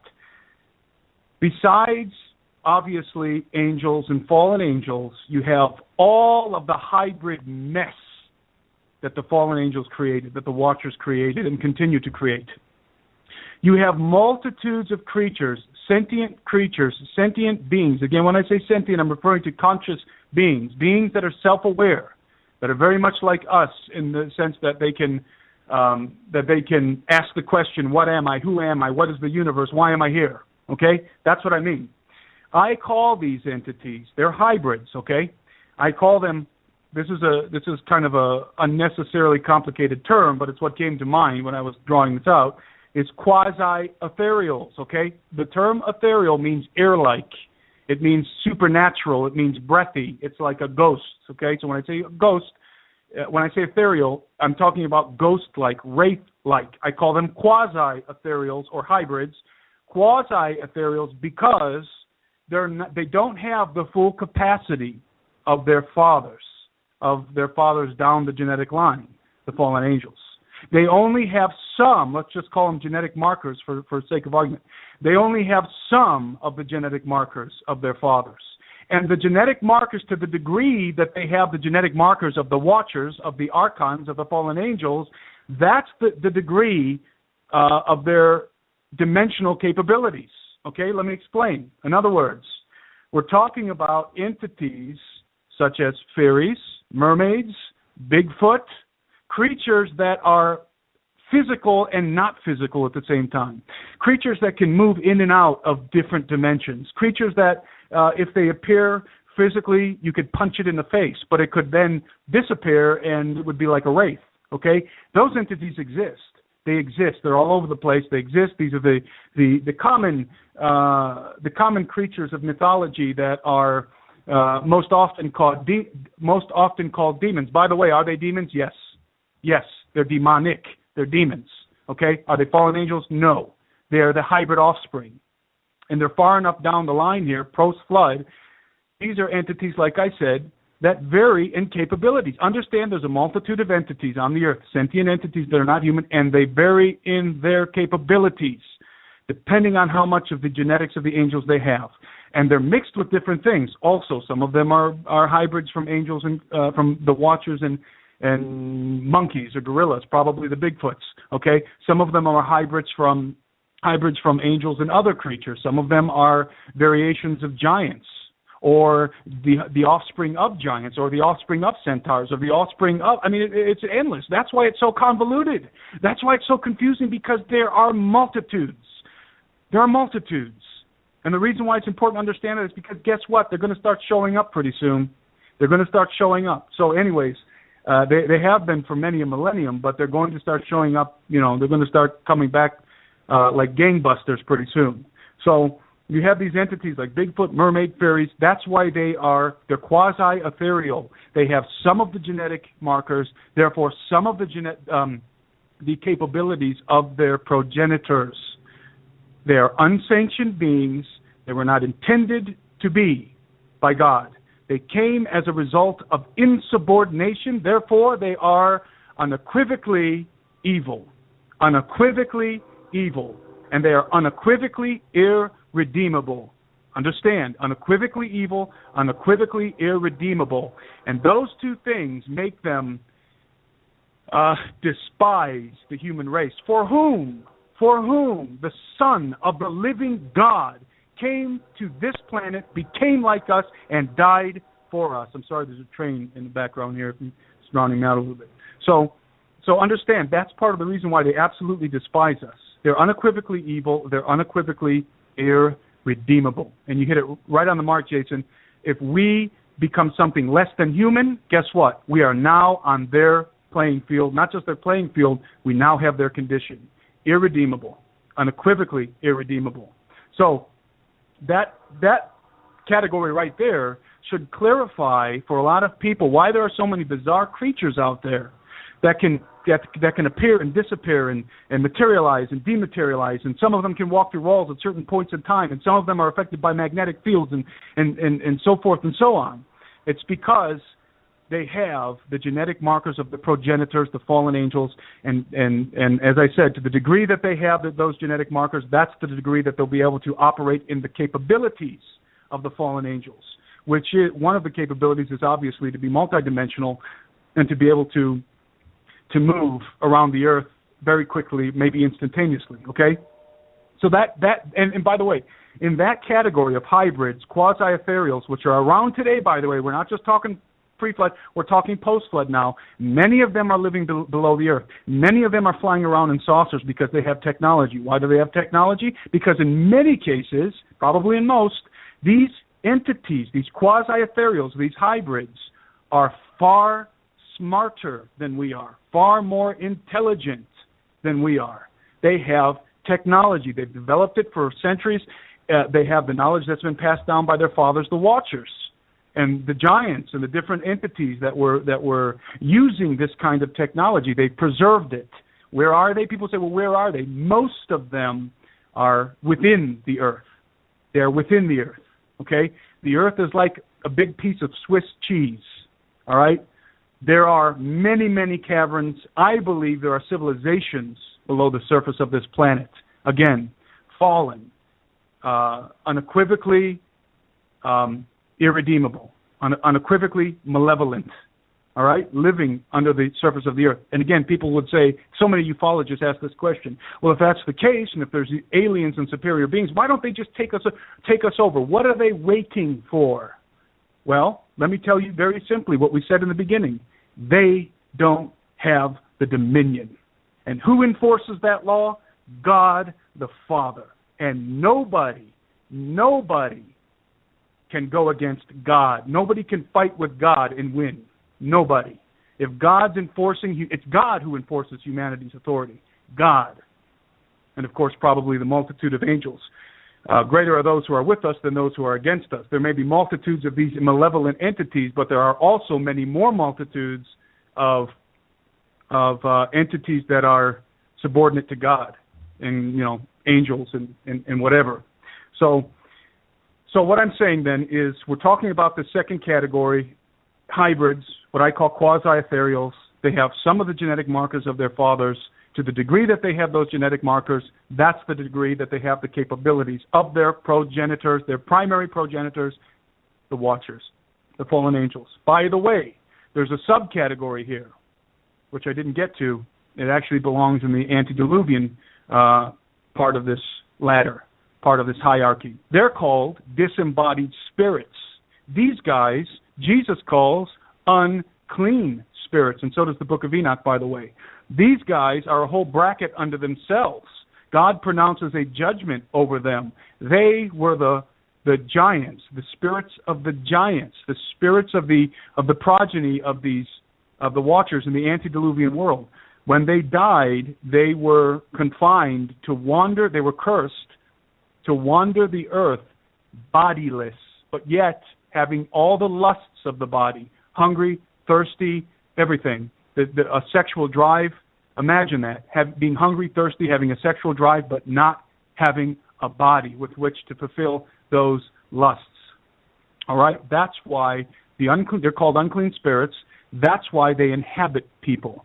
Those are the possessing demons. They habit people. They're not really demons, they're unclean spirits. Those are the possessing spirits that inhabit people. And if you've ever encountered somebody who's demonized, someone who has a demonic spirit, who has an indwelling demonic spirit, let me tell you, these entities, they take the body, they take it over, and a multitude of them, a legion of them can be in a person at a time.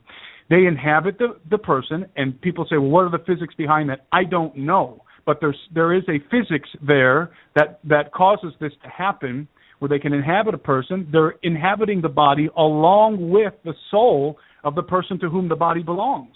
Imagine being trapped in your own body with all these demonic entities occupying your home, so to speak, and you can't kick them out. It's a horrible thing. And people who are playing with the occult, they don't have any idea what they're getting themselves into. And so these unclean spirits, when they take a body over, if you've ever encountered a demonically charged, no, not charged, I'm sorry, a demonically infested person, they take the body and they often do very, well, how can I say this? They're very gluttonous. They're very sexual. They'll take the body and they'll do sexual things with it. They'll both do things that satisfy their pleasure, because through that body they can experience food. Through that body they can experience drink. Through that body they can experience sexual pleasure. But also they hate that body. They hate you as the human. So they're using your body, but they hate you at the same time. It's kind of like these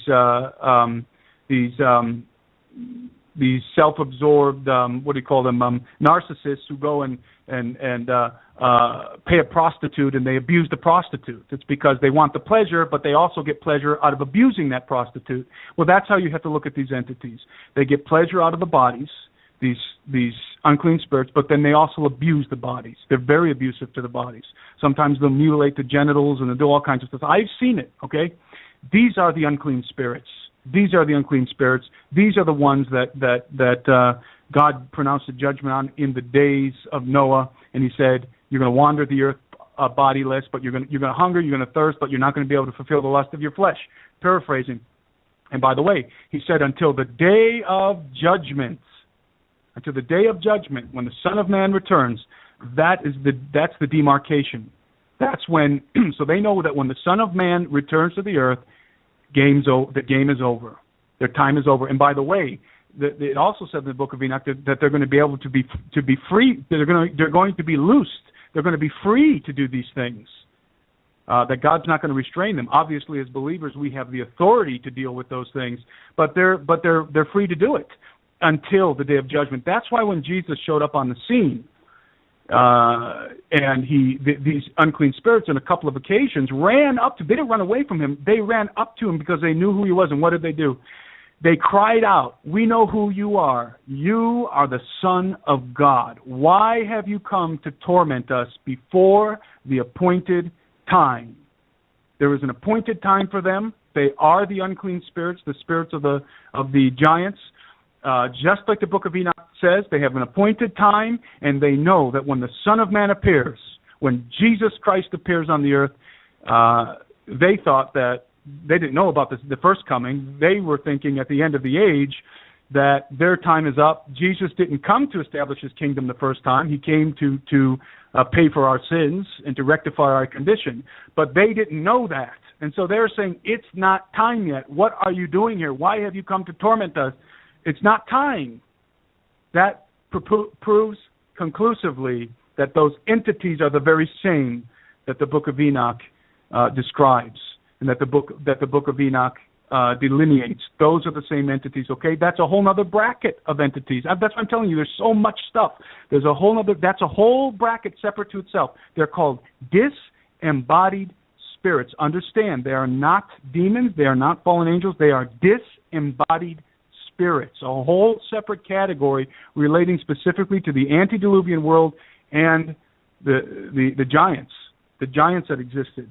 So you have these quasi-ethereals, which are further down the ladder. Now I'm going to get to the final point. I'll wrap this up here. The final category. So we've talked about the archons, the fallen angels. We've talked about the antediluvian world and the direct progeny that they had, all the monsters. And again, the book of Giants literally calls them monsters. These monsters were separate from the giants. There were the giants and there were the monsters, and they associated with each other, by the way, because they had a common father. So, coming down the ladder through the quasi-ethereals, the hybrids that are still around today, the final rung of this ladder, I think, is the most intriguing, and it's probably the most controversial. Because I believe, and this is my opinion, that there exists a class of entities, and again, in this class there are many different kinds, species, that are not the progeny of the fallen angels, that are not the result of Genesis 6, that are not a result of fallen angels copulating with humans or other animals. These are what you might refer to as indigenous to Earth. And what I'm referring to is pre-Adamic. This is my postulation. Everything I just said before this I can prove in the scriptures.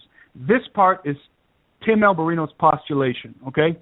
I believe that there exists, and I call this group, by the way, I call them corporeals, because they're physical, they're like us. They don't have the genetics of fallen angels. They have to rely on technology to move between dimensions and so forth. These are indigenous Earth entities that I believe originate from the pre-Adamic world. In other words, they escaped the first destruction of the Earth. For those who understand what the pre-Adamic world means, it was a time before Adam, when something was going on the Earth before God created the human race, and there was a judgment similar to the flood that eradicated them and their empire. Some people believe that the devil literally had an empire on the earth. There's a lot of speculation. We have to speculate because there isn't much information that we can draw upon. Not biblical, anyways. There's some things. There are definitely some things, but I'm not going to go into those right now. So, you have what I call corporeals. These entities, flesh and blood. These guys can't walk through walls without the aid of technology. They can't disappear like the quasi-ethereals. They don't have those capabilities, and if they have them innately. In other words, they were created to be that way. But again, let me reiterate, they are unequivocally malicious. They're unequivocally evil. They're unequivocally irredeemable. They are in a state of insubordination to God the Father. They are the enemies of God, and therefore they're our enemies. So these entities, these corporeals, I believe that these are some of the reptilian races that you hear people talking about, because these reptilian civilizations are fabled to have existed for many an epoch.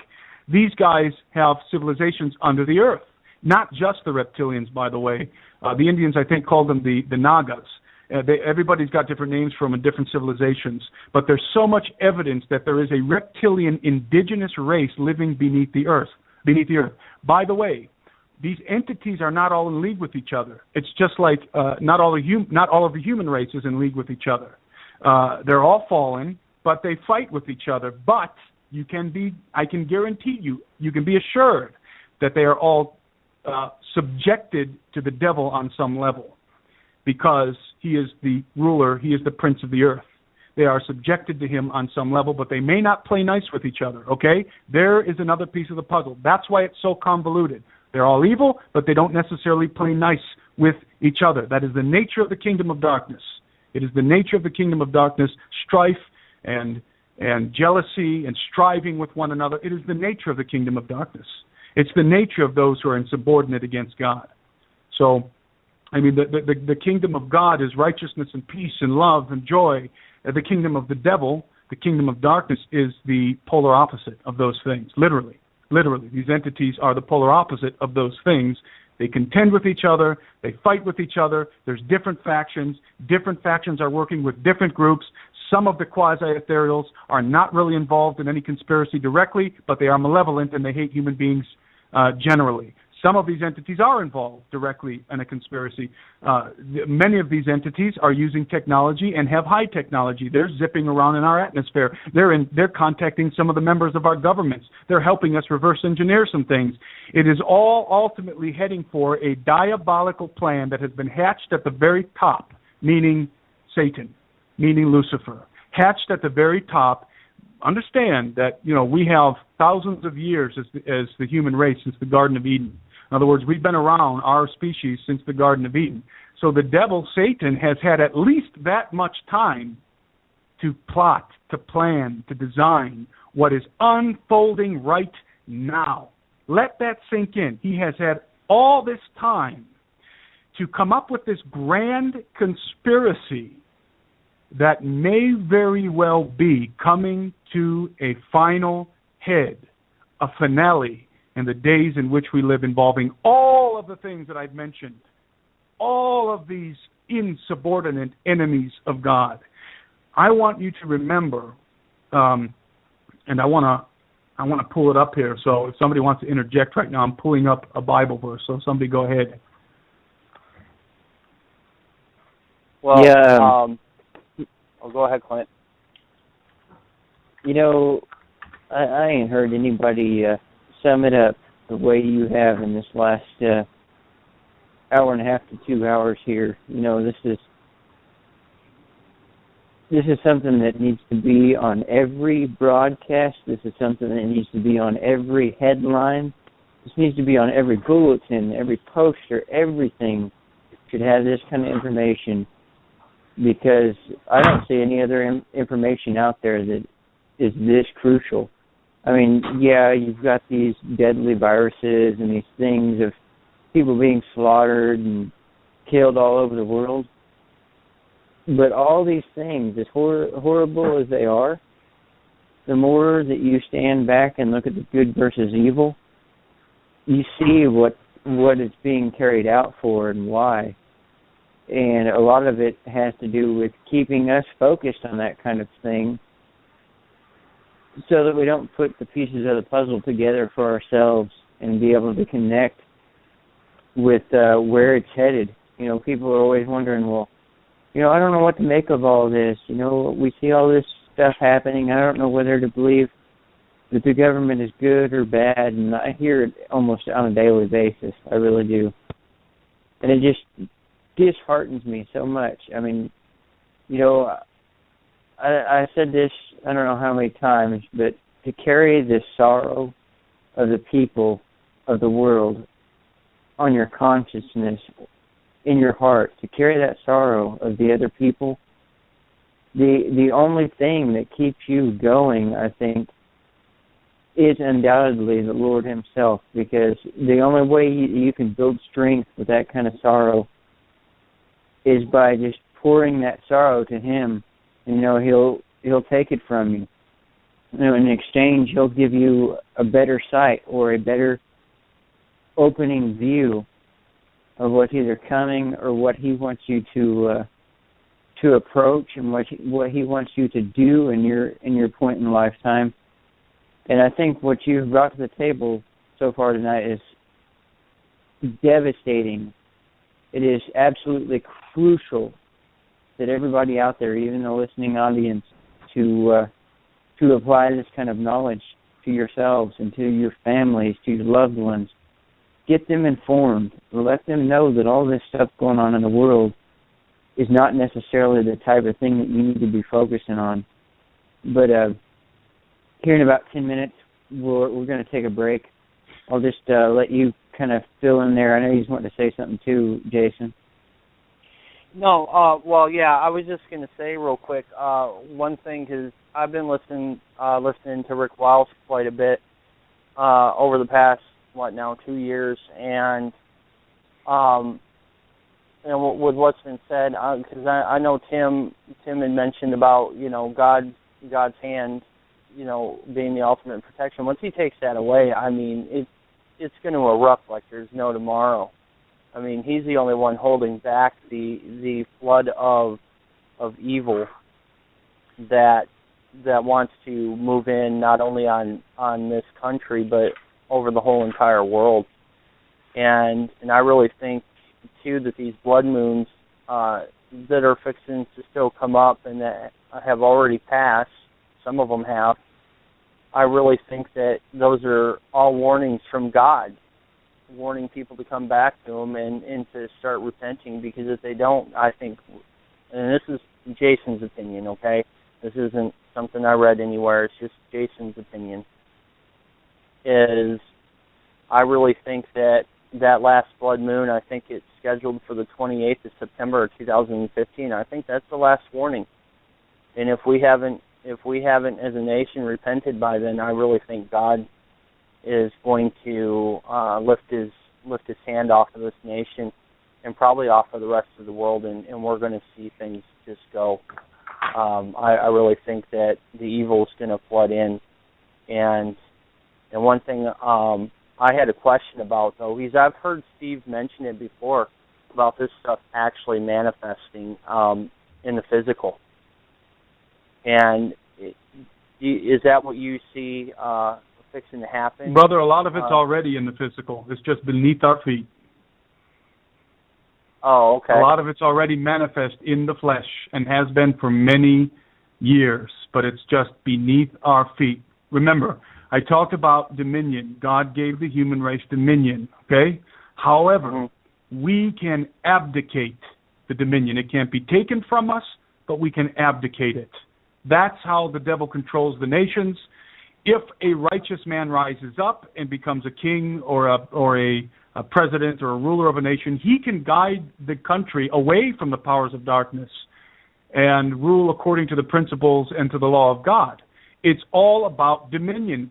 But we can abdicate that. In other words, in our country, for example, with the immorality and all of the licentiousness and lust and everything that's going on in our country, we're abdicating to wicked men. We're allowing wicked men to get a hold over us, and we're so far down that path. I don't know that it's irreversible. In fact, I would say it's not at this point. However, when we talk about the human race, our humanity, what people are not realizing, what people are not factoring into their equation of the end times and of the apocalypse and everything, is that we can abdicate our dominion of the planet. We can abdicate it by allowing ourselves to be, quote, upgraded or evolved into something that is not fully human. And therefore, the dominion associated with our humanity is lost. We have abdicated it. To whom? That's the question. What happens when we lose our humanity and something else gains it, becomes human enough to claim it or to contend with us for it? That is a very disturbing thought, but it is coming. It is coming. Let me tell you, this is what the scripture I was looking for. I should have it memorized by now, but It's Psalms 2. Listen to this, Psalm 2. And I've read this on the air a bunch of times because it is so crucial. Why do the nations rage and the people plot a vain thing? The kings of the earth set themselves, and the rulers take counsel together. Against who? Against the Lord, and against his anointed, capital A, Jesus, saying, let us break their bonds in pieces and cast away their cords from us. This is a question that came to me some years ago that really began to open my mind to all of this. What kind of weapons do you bring to a war with God? Think about it, okay? What kind of weapons do you bring to a war with God? The nations, and this is going to happen. This isn't metaphoric. This isn't a metaphoric. This isn't a poetic. This isn't a poetic phrase. This is going to happen literally. The nations are going to rage. They're going to plot a vain thing. They're going to gather together, and they're going to take counsel against God Almighty and His anointed. That tells you a couple of things. Number one, they're not alone. Number two, they know who God is and who His anointed one is. They know it. They will know it. They will know who God is. They will know who Jesus is, and they will willfully reject Him. And they're going to have the confidence to go to war with God, not with tanks, not with fighter jets, not with missiles, not with any kind of human armaments. What's going to give them the confidence? The host of entities that are joining and leading them. Entities that are leading them into this battle with high technology and beings that seem so mighty and powerful that not even God Himself could defeat them. Such an army as the earth has never seen before is going to assemble on this planet and make war with God and with the Son of God, the maker of the universe, Jesus Christ, the singularity of life itself. They're going to make war with Him. What is God's reply? He who sits in the heavens shall laugh. The Lord shall hold them in derision. He shall speak to them in His wrath and distress them in His deep displeasure. And listen to what He says. It gives me chills what His reply is. Yet I have set my king on my holy hill of Zion. God says, I have set my king. You think you're going to take the earth? You think that He's speaking to the devil? You think you're going to enthrone yourself? No. Jesus Christ, the Son of the living God, will rule and reign, and there is nothing that anybody can do to stop Him. Nothing. But understand that the nations are going to try, and they're going to try because they're going to war with non-human allies. And these allies are going to give them the confidence, and they themselves at this point may be non-human, maybe hybridized. This is where this is all going. It's not just the Illuminati. It's not just the New World Order. It's Psalms 2. It's Psalms 2 playing out literally on this earth, going to war with God Almighty. Imagine something's going to give them the confidence that they can do it. Something, and not just the humans, by the way. Something's going to give Satan the confidence that he can do it. We'll go into a quick break real quick right before we hit this third hour. If any of you callers out there or listeners, if you want to hear our next hour's conversation, call this number. You'll only be able to hear it by phone. It's 347-850-8547. That's 347-850-8547. Call in and tune in because we're going to go into this next hour with the detail. We'll be right back, guys. We're just going to take a quick break here and allow us to get a good drink or whatever. And I'll talk to you guys here in just a minute.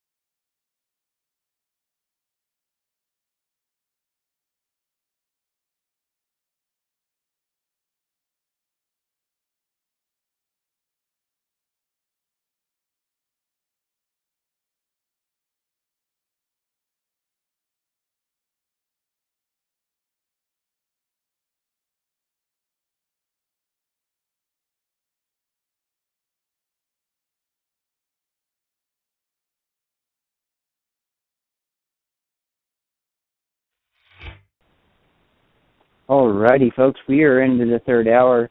Sorry for that interruption. We just went into the third hour segment, and I figured everybody could use a quick break and breather. Man, this has just been a epic broadcast with Timothy Alvarino.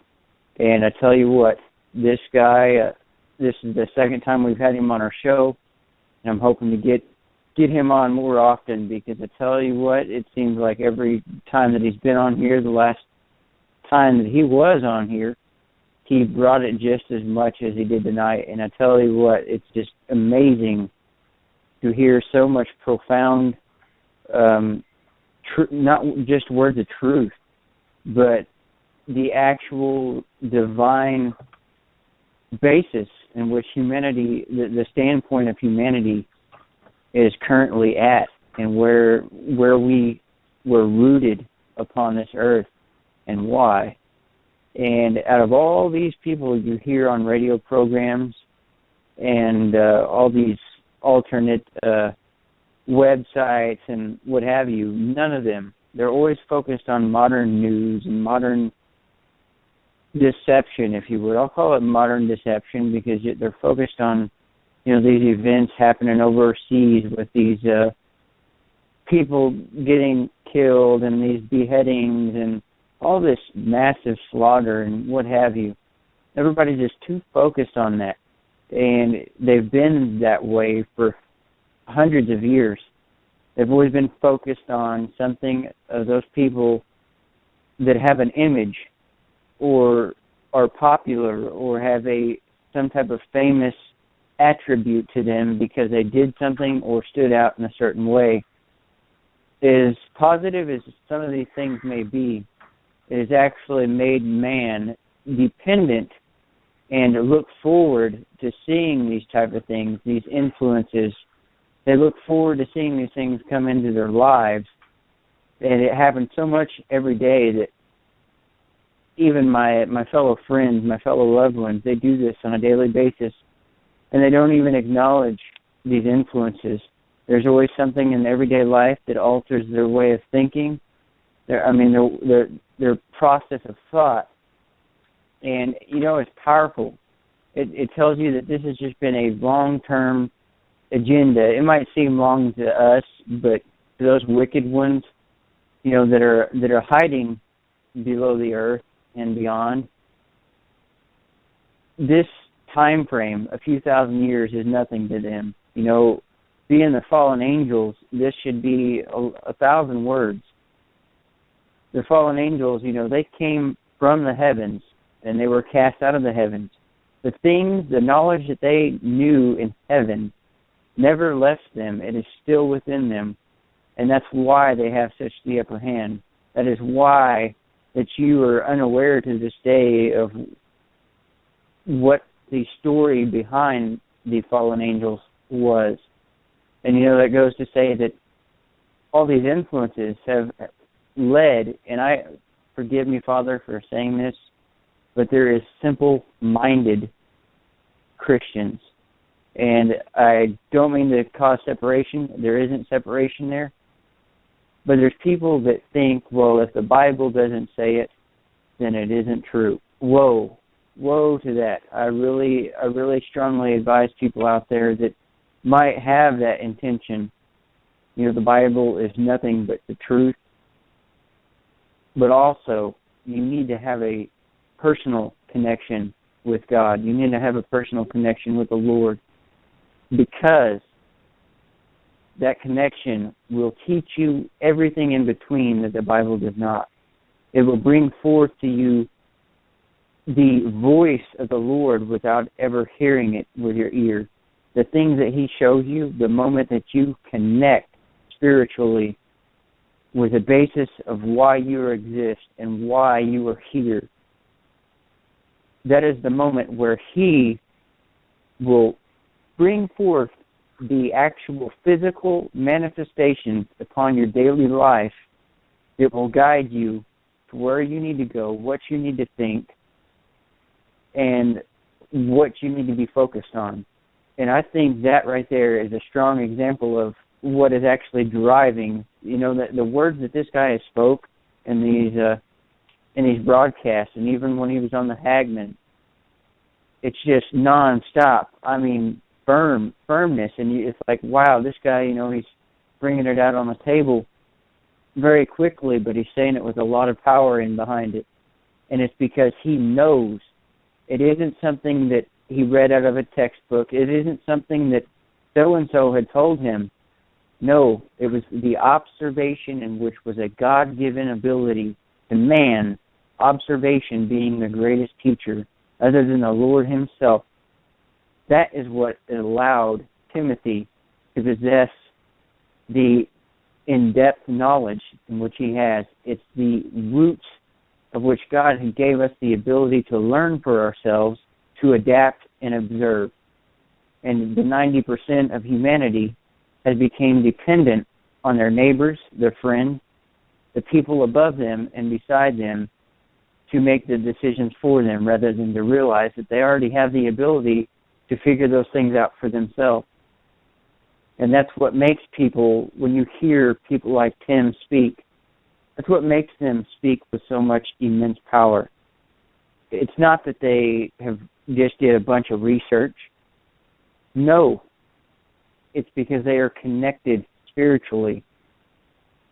And once this happens, it's hard to describe. I'm not sure how to put it in words.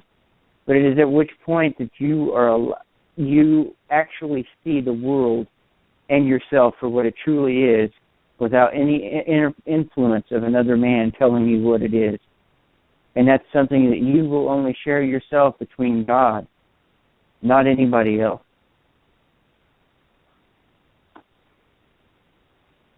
That's right. That's right. That leads me into my favorite subject, my favorite subject, the subject that makes me burn on the inside. It is Jesus Christ. Who is this man? Who is he? Because the second half of Psalms 2, I read the first half. I'll read it all through again because it is so crucial to everything we've talked about.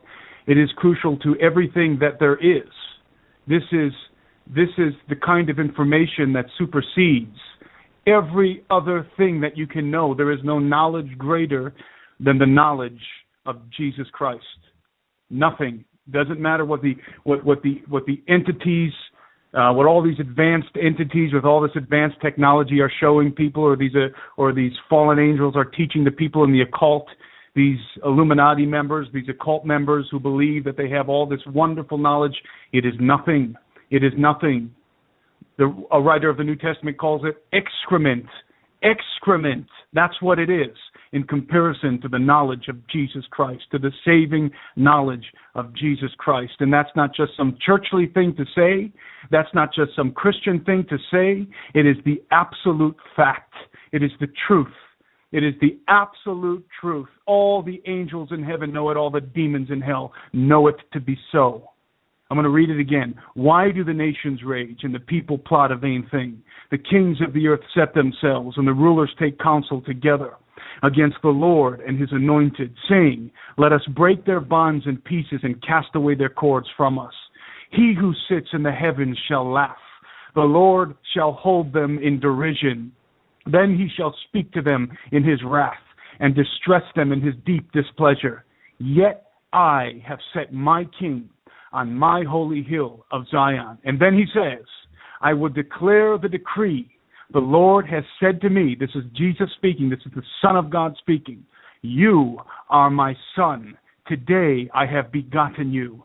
Ask of me, and I will give you the nations for your inheritance, and the ends of the earth for your possession. You shall break them with a rod of iron. You shall dash them to pieces like a potter's vessel. Remember, this is in relationship to the beginning of this verse, the nations gathering together against God, saying, let us break their bonds in pieces and cast away their cords from us, being led by Satan and the Antichrist. And what does God say? I've given you my son. I've given you Jesus. I've given you the nations as your inheritance. You shall break them with a rod of iron. You shall dash them to pieces like a potter's vessel. Now therefore be wise, O kings. Be instructed, you judges of the earth. Serve the Lord with fear and rejoice with trembling. Kiss the Son, lest he be angry and you perish in the way when his wrath is kindled but a little. Blessed are those who put their trust in him. Blessed are those who put their trust in him. Jesus Christ is the only hope, is the only rectification for the human race. There is nothing else. He is the blueprint. Understand, he is the blueprint. Jesus is the expressed image of God the Father. The Son of God is the expressed image of the Father. We, our race, us, human beings, were made in the image and the likeness of God, i.e., Jesus, his Son. Jesus is the blueprint. He's our blueprint. That's why he is the second Adam. He resets the blueprint in himself. He's bringing us back. He restores the human race of those who trust in him, those who look to his cross, those who look to his blood for the rectification of their condition, a condition that we identified in the beginning, specifically sin and death. Those who look to the Lord to rectify this condition that we all have, every one of us, sin and death, will be restored to what Adam was made to be and even greater, because we will partake. He is the body. We partake of the body of Christ. He is the head. We are the members. He prayed to the Father that we would be one, just as he and the Father are one, that we are part of his body, that we would be one with him. And so that is the rectification in the cross of Jesus Christ. There is a second resurrection. For those who believe in the Lord Jesus, they will be restored to the blueprint. They will become something greater than Adam was. And those who do not, those who die in their sins, those who die in their condition, will suffer the second death. It is unspeakable, the second death, a terror beyond description. A terror and a horror beyond the ability of the human tongue to describe. We are talking about two polar opposite situations. Those who die in their sin, in their insubordination, and in their condition of death, rejecting the rectification of Jesus Christ, his blood on the cross, will go to be where those 200 watchers are presently residing, and all of humanity that has rejected the Son of God. Because it's all about the Son of God. Everything revolves around Jesus. Everything. I find it interesting that all these so-called great scientific minds and astrologers and all these men who study the stars and the heavens and who have all these philosophical questions, they ask, what's it all for? What's the meaning of it all? Carl Sagan and a lot. And what's his name? The guy in the wheelchair with the glasses. What's his name? Hawkins has a very famous statement where he said, "I want to know why the universe exists, why there is something instead of nothing. I have the answer. I have the answer. The Bible declares the answer. Why is there something instead of nothing? It's not some ambiguous answer. It's not some answer that takes 20,000 pages to describe. It's one name, and his name is Jesus. That's why the universe exists." My favorite scripture in the Bible is 1 Colossians verse 9 through 23. I'm going to read it. 1 Colossians verse 9 through 23. Listen to this, because many people have read these scriptures, but the reality that's being expressed in these scriptures to the Colossians hasn't really sunk in with many people. When it hit me like a ton of bricks. It literally floored me. And I had one of the greatest revelations of my life. I'm going to read it. "For this reason, we also, since the day we heard it, do not cease to pray for you," speaking to the Colossians, "and to ask that you may be filled with the knowledge of his will in all wisdom and spiritual understanding, that you may walk worthy of the Lord, fully pleasing him, being fruitful in every good work and increasing in the knowledge of God, strengthened with all might according to his glorious power for all patience and long-suffering with joy, giving thanks to the Father who has qualified us." Listen, "giving thanks to the Father who has qualified us to be partakers of the inheritance of the saints in the light. He has delivered us from the power of darkness and conveyed us into the kingdom of the Son of His love, of Jesus, the Son of His love, the Son of God, the Son of Man, in whom we have redemption through His blood and forgiveness of sins. Now listen to this. Listen to this. He, Jesus, the Son of God, the Son of Man, He is the image of the invisible God, the firstborn over all creation. For by Him all things were created that are in heaven and that are on earth, visible and invisible, whether thrones or dominions or principalities or powers. All things were created through Him and for Him. And He is before all things, and in Him all things consist. He is before all things, and in Him all things consist. And He is the head of the body, the church, who is the beginning, the firstborn from the dead, that in all things He may have preeminence.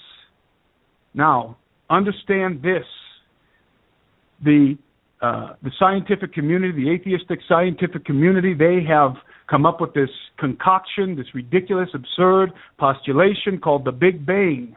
They believe in the ignorance and in the darkness of their minds that the universe came into being because an infinitely small particle of matter exploded and created an unbelievable amount of energy in space and matter. Obviously absurd. They call this the initial singularity. They're only right with the terminology because there was an initial singularity. His name is Jesus. Jesus Christ is the singularity. He is the Big Bang. Everything was not just created by God the Father, it was created through Jesus, by Jesus, through Jesus, and here's the important one, for Jesus. I've heard the expression, why are there beautiful flowers at the bottom of the ocean? Why is there an unseen creation at the bottom of the ocean? Why did God do that if we can't see it? And what is the common answer that people give? I think it's erroneous. I think it's missing the mark. The answer is because God loves beauty. That's the answer that I hear floating around out there. Is it true? Sure, but is it really hitting the crux of the issue? Is it really answering the question to the best degree? No. The answer to the question of why there's beauty in unseen places and why the cosmos are so incredibly large, why the universe is so unfathomably large and amazing and beautiful. Why if the human race can't see it? Because it wasn't made for you and it wasn't made for me. It was made for the Son of God. All things were made by Him and through Him and for Him. It pleased the Father to make all things by His Son or with His Son, through His Son, and most importantly, for His Son. Why does the universe exist? Because God the Father loves His Son. That's the answer. God loves His Son. Now imagine you standing before the living God, one of these atheistic scientists who are propagating this absurd lie about the Big Bang, matter basically exploding from nothing. Standing before the Almighty God, having rejected the Son of the living God, having spent your whole life trying to figure out what's this all about, why does the universe exist, why is there Stephen Hawkins, why is there something instead of nothing? Imagine standing before God and realizing that you rejected the very reason, the very purpose, the very singularity that you sought. The Son of God, you rejected Him and you denied Him. And there He is, sitting at the right hand of God, His Father, and you rejected Him. There is no greater sorrow. There is no greater despair than the realization that everything exists for Jesus and you chose to deny Him. Even though for God so loved the world that He gave His only begotten Son, that whosoever believeth in Him will not perish, but have everlasting life. Even though God the Father loved us so much that He was willing to give His Son to die, and that Jesus Christ loved the Father so much and He loved us so much that He was willing to come and to fulfill the rectification for our condition, to become the redemption for our condition. We have a condition. Every one of us has a condition. It's called sin and death. It's called sin and death. And I don't care who you are. I don't care if you're Bill Gates with all your billions. You still have the same condition as the pauper living in the gutter. It's called sin and death. And every man will die and be accountable to God. Every man will stand before God. And the only reconciliation, the only hope for that man standing before God is if, hear me, is if there is somebody standing in your place. That is the only hope of rectification, is if somebody is standing in your place. And there's only one man who can stand in your place.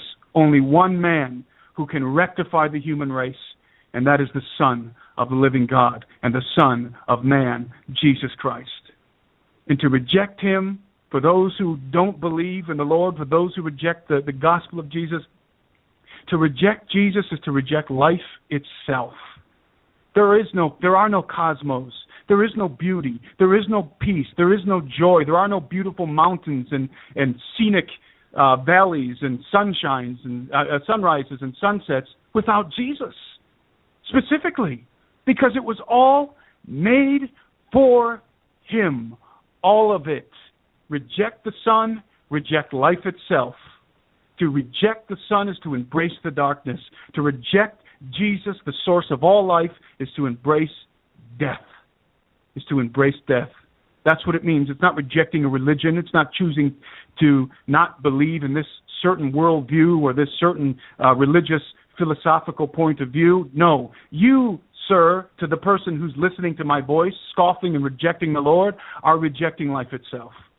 Jesus Christ is the singularity. That's the answer. That's the answer that Stephen Hawking is looking for. That's the answer that Carl Sagan was looking for. That's the answer that all of these people are looking for through their telescopes and doing their equations. Guess what? The answer is simple, and we have it.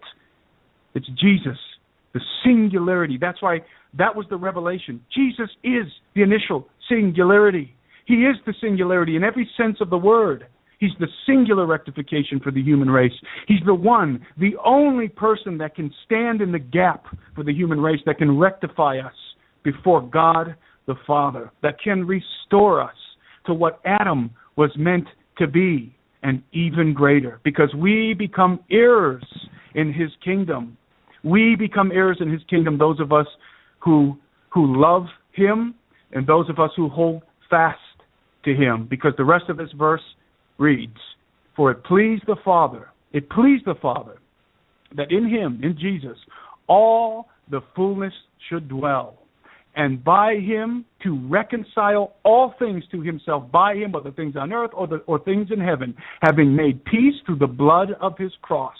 And you, who once were alienated and enemies in your mind by wicked works, yet now he has reconciled or rectified in the body of his flesh through death, to present you holy and blameless and above reproach in his sight, if indeed you continue in the faith, grounded and steadfast, and are not moved away from the hope of the gospel which you heard, which was preached to every creature under heaven, of which I, Paul, became a minister. That is the gospel of Jesus Christ. Absolutely, brother. Amen to that. That's powerful. And you know what? It boils down to it. It boils down to everything that we see, anything that is peaceful. When you walk outside, either during the day or the night, and you either look at the skies and you see the glorious sunset or the sunrise, or you see the stars, you know, that should be the first thing that comes in mind when people see stuff like that, is the Lord. Sadly, it ain't. And, you know, judgment is coming for that reason. You know, it's one thing to say that we're followers in the Lord, and then to actually say, okay, we're going to follow him, blah, blah, blah, when the Lord said specifically, the only way to follow me is to eat my flesh and drink my blood. And that's right. That's very, that's very intimidating to the modern churchgoer. You try to, the information like you have been discussing tonight on most of them, and they will just, they'll utterly reject you. And I don't see why. I do, because our church is no longer church. It's, I don't know what you would call it, but it's beyond anything that I would want to be caught in when the Lord comes back. It's a form of godliness, but denying the power. Absolutely. And Sheila, I think you wanted to put in a quick word, or? Thanks for that, Clint. As Tim was laying out Psalm 2, he said, "Now therefore, O you kings, act wisely, be instructed and warned, O you rulers of the earth." It's interesting because a key phrase here is serve the Lord with reverent awe and worshipful fear. And then it goes on to say, rejoice and be high spirits with trembling, lest you displease him. As Tim was talking, obviously it goes on to talk about those who seek refuge and put their trust in him. That's an important piece, because I think of Psalm 91, under the shadow. How close do you have to be with someone to be under their shadow? Pretty close, huh? This is no time for casual Christianity. And, when I do my show with Hagman's on the weekend on Saturday night, oftentimes we, we'll have different kinds of pastors on, but particularly we really try to show people that in these last days, I wonder how many people in this ubiquitously lukewarm, anything goes, light Christianity, this isn't going to cut it where we're heading. And I think about Elijah in his showdown with the prophets of Baal, and he said, how long will you falter between two opinions? This is a significant admonition, because this applies to us today. Everything Tim was talking about was so incredibly astute, because we cannot have one foot in the world and one foot in the things of God. There are some contingencies of his protection and refuge in the things that are going to come. And how do we know who is a disciple of Christ? Well, that word discipleship should really, ring some bells with people. Jesus is the master, and we are the students, and we're required to adhere to his standard and to follow his commandments. Seek ye first the kingdom and his righteousness. Most people don't really, read the part about his right way of doing things. But, I was listening to Joseph Prince this morning. I was just flipping through something to find something else, and I was stunned. He was just going on and on about how grace covers all sins of past and pretty much all the future, and I'm afraid not. Repentance is something that really is an ongoing thing. It's not just, grace, grace, grace abounds. And I think that is a very dangerous theme that's woven into things. Woe to someone that's, preaching any other gospel, and we just have to really think about that. I think that's a really important key point here. Absolutely. I agree there. And, I support both you and Timothy on this. Tim, you guys are the essence. This is what it's going to take. We are in very small numbers as far as people that really understand the world for what it truly is. And, there's, what is the miracle in this is there is people that are finally, starting to come to the top of the teapot on this, so to speak. But we already know that the hour is final. We know that it's right here on our doorstep. What do you guys, Tim, what do you make of this? What is like the, not what you would call a time frame, but when do you think people are going to start saying, okay, wow, we've been following this for way too long. When is the time we're going to snap out of this? Unfortunately, I believe that multitudes of people will, to use Steve's phrase again, will be and are dumb unto death. And I don't mean to be harsh with that statement, but listen, I keep repeating this. Okay, I keep repeating this over and over every time I'm on a broadcast. I take the opportunity to say it because it is so important.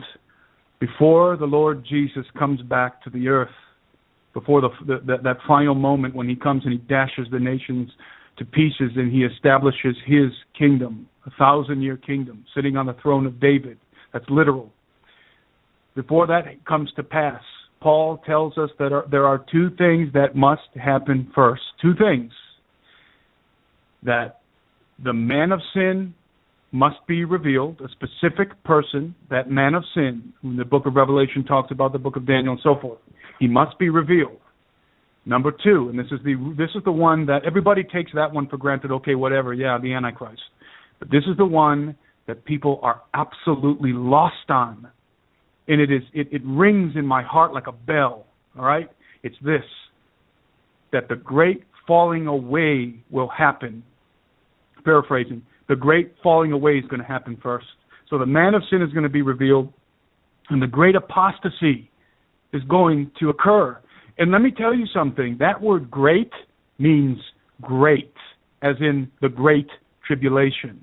It's great. Not saying that it's the great tribulation, I'm just referencing to the degree that the tribulation will be great, that's the degree that the falling away will be great. It's not just going to be a reduction in the parishioners or church members. It's going to be a great falling away. Jesus actually says, the likes of which, again paraphrasing, the earth has never before witnessed.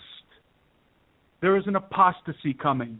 And I'm actually astounded at what I'm hearing out there in the quote-unquote Christian world, Christian television and all this, these different ministers who are basically touting that there is this great, wonderful harvest coming. Is there a great, wonderful harvest coming? There is a wonderful harvest coming, yes. The wheat will be separated from the tares. It is a harvest. But the Lord never said that before the end there will be a great harvest. What he said was before the end there will be a great apostasy and a harvest. In other words, it seems to me, and this is my opinion speaking for myself, that Christians on a very broad scale are being led astray in the very opposite direction. When they ought to be preparing themselves for deception, they're becoming more and more ignorant on a daily basis. And listen, you want to know what the great apostasy is going to revolve around? One of the things it's going to revolve around? I'll tell you. This is, and I'm telling you, this is one of the, it's not the only, but it's one of the primary things this apostasy is going to revolve around. It's going to shock most people. Harvesting souls. What do I mean? I mean that there is coming a movement, even now developing, that is going to attempt to join all of the different denominations of Christianity with Mother Church, with the Vatican, for the quote-unquote harvesting of souls. And many Christian leaders are already taking the bait and are leading their flocks towards the Vatican. It's called ecumenicalism or ecumenism. They're going to link, and mark my words, I'm telling you something that's going to happen because it's already happening.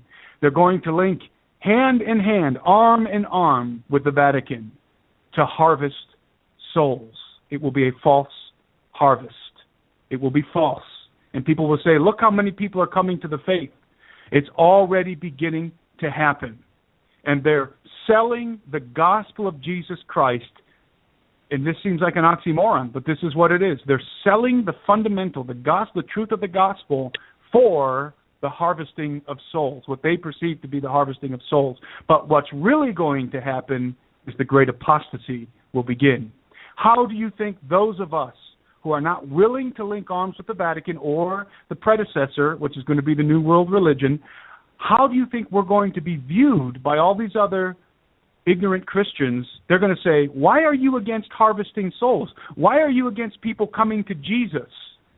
And are they going to be coming to Jesus? Not according to the gospel. They will be coming to this obscure, ambiguous person named Jesus, but it will not be Jesus as defined by Jesus himself and by his apostles.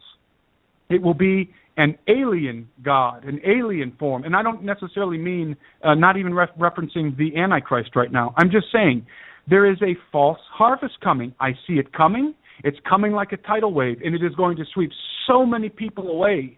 So many people away. I see, and I'm not going to name the name. Yes, I will. I'll name it. YWAM. I'll name it, because they're linking up arms already and have linked up arms for many years now with the Vatican, with the Catholic Church, and they're going out and they're harvesting souls, but some of those souls are going into the Catholic Church and are going and they are conducting what's called transubstantiation, participating in transubstantiation, which is a rank heresy, which says that Jesus' body is re-sacrificed over and over and over by the priest who has the magical power to turn that piece of bread into the literal body of Jesus and that wine into the literal blood.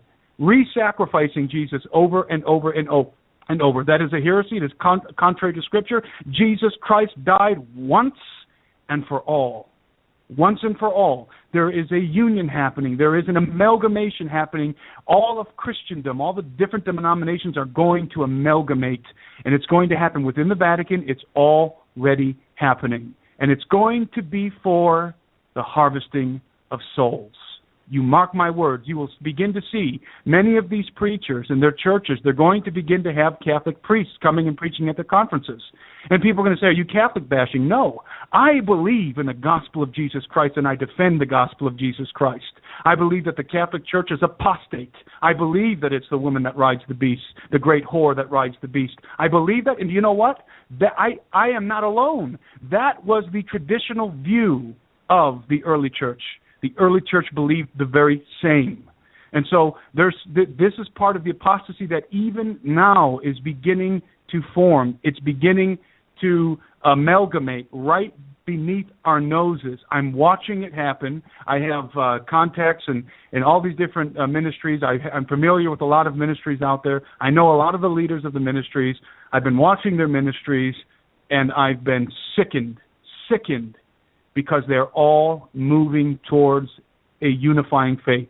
And when I say a unifying faith, I mean not a faith that unifies the body of Christ, a faith that distorts and convolutes the gospel of Jesus Christ so that it can unify the sheep or the would-be sheep or the were sheep with the goats. It's the apostasy. And believe me, what is the deception going to revolve around? One thing, one phrase. And Jesus literally spoke the words.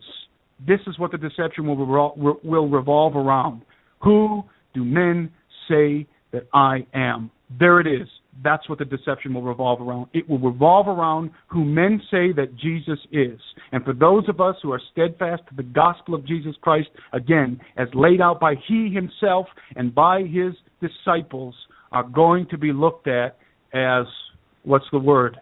We're going to be the guys that are, I can't even think of the word right now. I can only think of phrases that aren't appropriate on the radio. We're going to be belittled and looked down upon, and we're going to be looked at as the guys that are just preaching fear. I heard somebody say the other day, listen, I heard a very, very popular quote-unquote prophetic person the other day make this statement.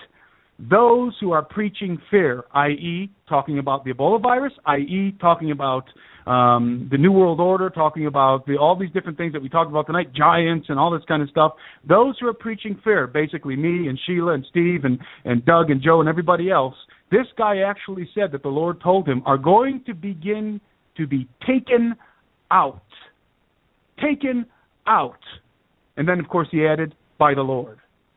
They're going to begin to be taken out. Okay? That and I think that this person, I believe he has a connection to the occult, and I think he has inside information, and I think he meant literally.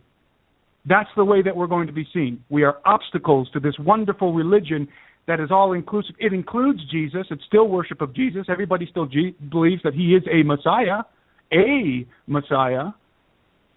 And those of us who hold fast to the faith. And just like Sheila was saying, this is what it says. This is what I just read, verse 23. If indeed, this is 1 Colossians, verse 23, if indeed you continue in the faith, and you who were once alienated and enemies in your mind by wicked works, yet now He has reconciled in the body of His flesh through death to present you holy and blameless and above reproach in His sight, if you continue in the faith, grounded and steadfast, and are not moved away from the hope of the gospel which you heard. Not the hope of heaven, not the hope of some great kingdom, not the hope of the elimination of racism and hunger and peace and joy for mankind. No, that's not what he's saying. If you are and are not moved away from the hope of the gospel which you heard. From who? From Jesus and from his disciples. Absolutely. And you know, 2 Thessalonians, I think is really important. You know, I say this verse in the Bible a lot on our show. It says, "Don't let anyone deceive you in any way, for that day will not come until the rebellion occurs, and a man of lawlessness is revealed, the man doomed to destruction." And people like you and Sheila and the Hagmans, you guys are the ones that are seeing them being revealed. The man of lawlessness literally being revealed in front of our very eyes. And we see these people being not just some of our family members, but some of the people that surround us in our daily lives are literally flocking and following those lawless ones, the ones that are referred to as the lawlessness of man. And, you know, I thought that was one of the important things, since you brought that up, the revelation about the rebellion. And when you talk about the current times that we're in, you know, 2 Thessalonians, that really sums it up for us. You know, that's where you, I, my co-host, Sheila, and all of us are coming into the picture here. The reason why we are speaking out the way we are is because we are seeing the lawlessness of man being manifested in front of our eyes, and we're seeing all these people follow them and proclaim them the leaders of themselves. And the way I look at this, it's so disheartening. It really is. I mean, Sheila, did you have anything you wanted to add on either what he was saying or? Well, no, I think that key word again is if you continue in the faith. And I'm just, every day, I mean, I'm not even stunned anymore. I mean, we're pummeled 6 ways to Sunday, but I know exactly who Tim is talking about in terms of that so-called prophet, and I think it's stunning that, you know, he's right. The wheat will be separated from the tares, and I think we're entering into that separation time right now. And honestly, when a so-called prophet says, you know, anybody preaching fear, you know, whatever. I mean, don't talk about the Ebola thing because, of course, you know, mandated vaccinations are coming. Dave Hodges and I'm actually taking over for Hagman's show at the end of the week here, and I'm going to really be busting open some stuff on the very nefarious connections that haven't even been talked about with new mandated Ebola vaccinations and the connections.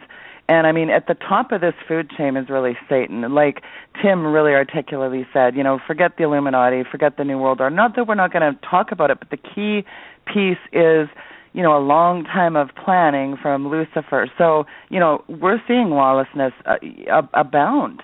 I mean, we cannot even keep up with the headlines. So I think there's that word is if you continue in the faith. I mean, when we're obstacles to Satan, we're going to have some heavy, you know, we're going to be trying to be, taken out is the word that Tim used. And I think that's a very fair assessment.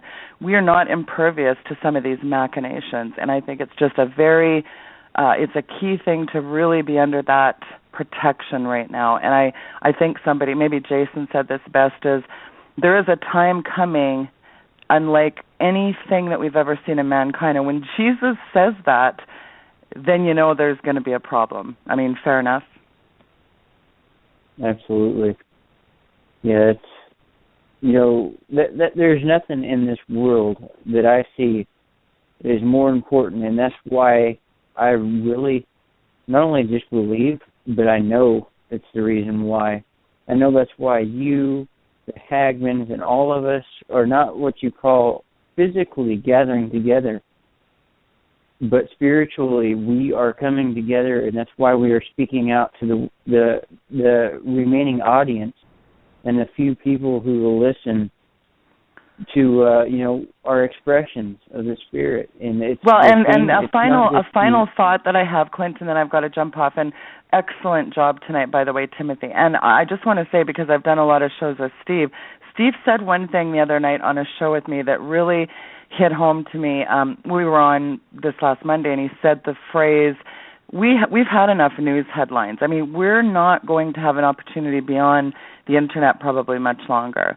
And especially with all these CISPA and SOPA and all these nefarious, insidious kinds of legislation coming down to mess with so-called alternative media. I mean, our days are numbered on this kind of a venue. So people have to understand that, we can scream from the rooftops all day long, but the bottom line is people have to get this right. There is a very short time, and I really think it's really important that people start seeking God, seeking His face, not His hand. Like Pastor Langford said, God is not your bellhop, because we hear a lot of this prophetic, the prophecy and the, prosperity gospel abounds. And people need to really, they need to get their heads out of their butts and realize it's not a me thing right now. This is, where do you stand with God? There is a penalty for sin. The wages of sin is death, and it is not just grace covers everything. We need to be walking in that daily. So I think that's the key point is, we don't have a long time to be. How many more warnings can we give people, really? Yeah, absolutely. You know what I often think, Sheila, is I hear people say, one of the things that people say, that the negative things that people say concerning you, concerning Steve, concerning all these different people that have been out there for years and years, warning and warning and warning. Well, the common thing you hear is, well, they've been saying this for years. They've been saying this for years. They said that 10 years ago. They've been screaming about the New World Order. Yeah, that's called mercy. That's what that's called. That's not called ignorance. It's not called sensationalism. It's called mercy. Be thankful that God has given us time and has put these voices, such as Sheila, out there to warn people. It's Noah building an ark. And all these naysayers and critics out there, they look at Sheila, they look at Steve, and those are the two that are popping. There's many more, Dave and a lot of people, and they see them building an ark. And they're saying, you're crazy, you're stupid. The headlines aren't saying this. Facebook doesn't say this. My teachers aren't telling me this. But yet you're out here building an ark. Yes, that's precisely what's happening. And Timothy, the question becomes, will you get on the ark, just like in the days of Noah? Precisely. It's a very scary thought, because everybody knows, out of the multitudes of people who are alive in the antediluvian world, and there were billions, it wasn't just 100,000 or something, there were billions of people alive by all estimates, there were only eight people made it on the boat. And I'm not saying there's only going to be 8. I think there's millions at the end of the age. But in comparison with the human collective, it's going to be scant. The word remnant is literal. It's literal. And so, most of the people are going to throw rocks and sit back and scoff at the ark builders. And that's who these voices are who have been out there. They're ark builders. And so, just like Noah, the people are going to stand with their arms crossed. They're going to go to the internet, the chat rooms, and they're going to blast these people, call them every name in the book. And they were saying that back in 1995. My response to you, if it's a person listening, thank God. That's called mercy. Amen. Absolutely. That's profound. Since you put it that way, there's one heck of a definition there, and I've heard the same thing. I hear it all the time, sometimes on a weekly basis, especially if I'm trying to which my objective in this is not to guide or direct anyone in any way, rather yet just show them, like, hey, look at this, and then, it'll open their eyes, and they will be able to go from there. But I don't know how I've went as far as I have. Seeing what I saw with these they mean well, their intentions are good, but when it comes to the rejection, over and over, some of these people have heard the same thing for 15, 20 years, sometimes even 40 or 50 years, and they just blow it off like it's not going to happen, and they fail to see why it is happening and how come it never happened before up until now. And it is then, that's proof. That's like saying, hey, there is a deeper meaning for this. There's a reason why you're seeing all these people from every corner of the earth in small numbers, even though they're small. There is people that are just coming out of these pockets and voicing out on what they're seeing on this earth. And blessed be God for you, Tim, and blessed be God for you, Sheila, for your voice. Because if it wasn't for your voice, may had one soul not been saved. May had one soul not been shown to the Lord. And that reward is going to be given to you when we meet the Father in heaven. I can guarantee you it. It's not a belief. I know. It's just a matter of time. And unfortunately, we got about 10 minutes left. And before I let you guys end it up, I want to thank you solemnly from my heart on speaking from your spirit the way you have, Tim and Sheila. It's more than an honor to have you on our show, and I'm hoping that you'll be wanting to be on here more often, because I tell you what, I myself enjoy every minute of what you have to say, because it's nice to feel somebody else with that same connection. And when I say feel, it's an indescribable feeling. You all know it. You've experienced it. It's a connection that words can't bring unless somebody else is foretelling those words. And it's just a powerful connection, that we're all sharing. And I value that. I really do. It's one of the most treasured things the Lord's given me right now. And it's the ability to literally feel the hearts of others, to literally be a part of who they are. And you guys expressed yourselves very well. Sheila, I support everything you do, and every weekend that you put forth with the Hagmans to speak out the way you have. You guys have it. It is the literal spirit manifested through you from the Lord.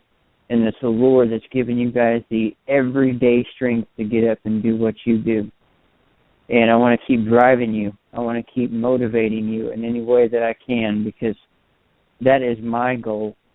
That is my pledge, is to make sure those around me have that same connection, and they keep on fighting for that. They keep fighting for the Lord and for the fellow man beside them. Greater love has no man than a man to lay his life down for his friends. And I know if the time came, I would gladly give up my life for you guys, just for the simple fact that I know that your definition is just as equal as I. And you guys bring that out. I really thank you. Well, I thank you fellas for what you guys are doing, and I appreciate your effort, and it's highly commendable, and there's not many voices out there, so it takes a lot of courage to put yourself out there, to open yourself up to that ridicule, and I think you fellows are doing a great job. So I don't really have much more to say tonight, and probably going to get cut off here any minute anyways, right? So just blessing to you guys, Sheila. Thank you for having me on this evening, and I really enjoyed it. Absolutely, thank you, guys. brother. I appreciate that, too. God bless you guys. Absolutely. Thank you, Sheila. You guys, it's been a great show. We're going to go ahead and call it even, and I thank you, Mass, my co-host, Jason. Man, it's always good to have you on the show as well. From the bottom of my heart, without you, this this would be a heck of a lot harder. Thank you for all the callers on the list and the listening audience. You all have a wonderful and blessed evening, and may we approach these times with our Lord and Savior, Jesus Christ. Good night, guys. God bless. Night.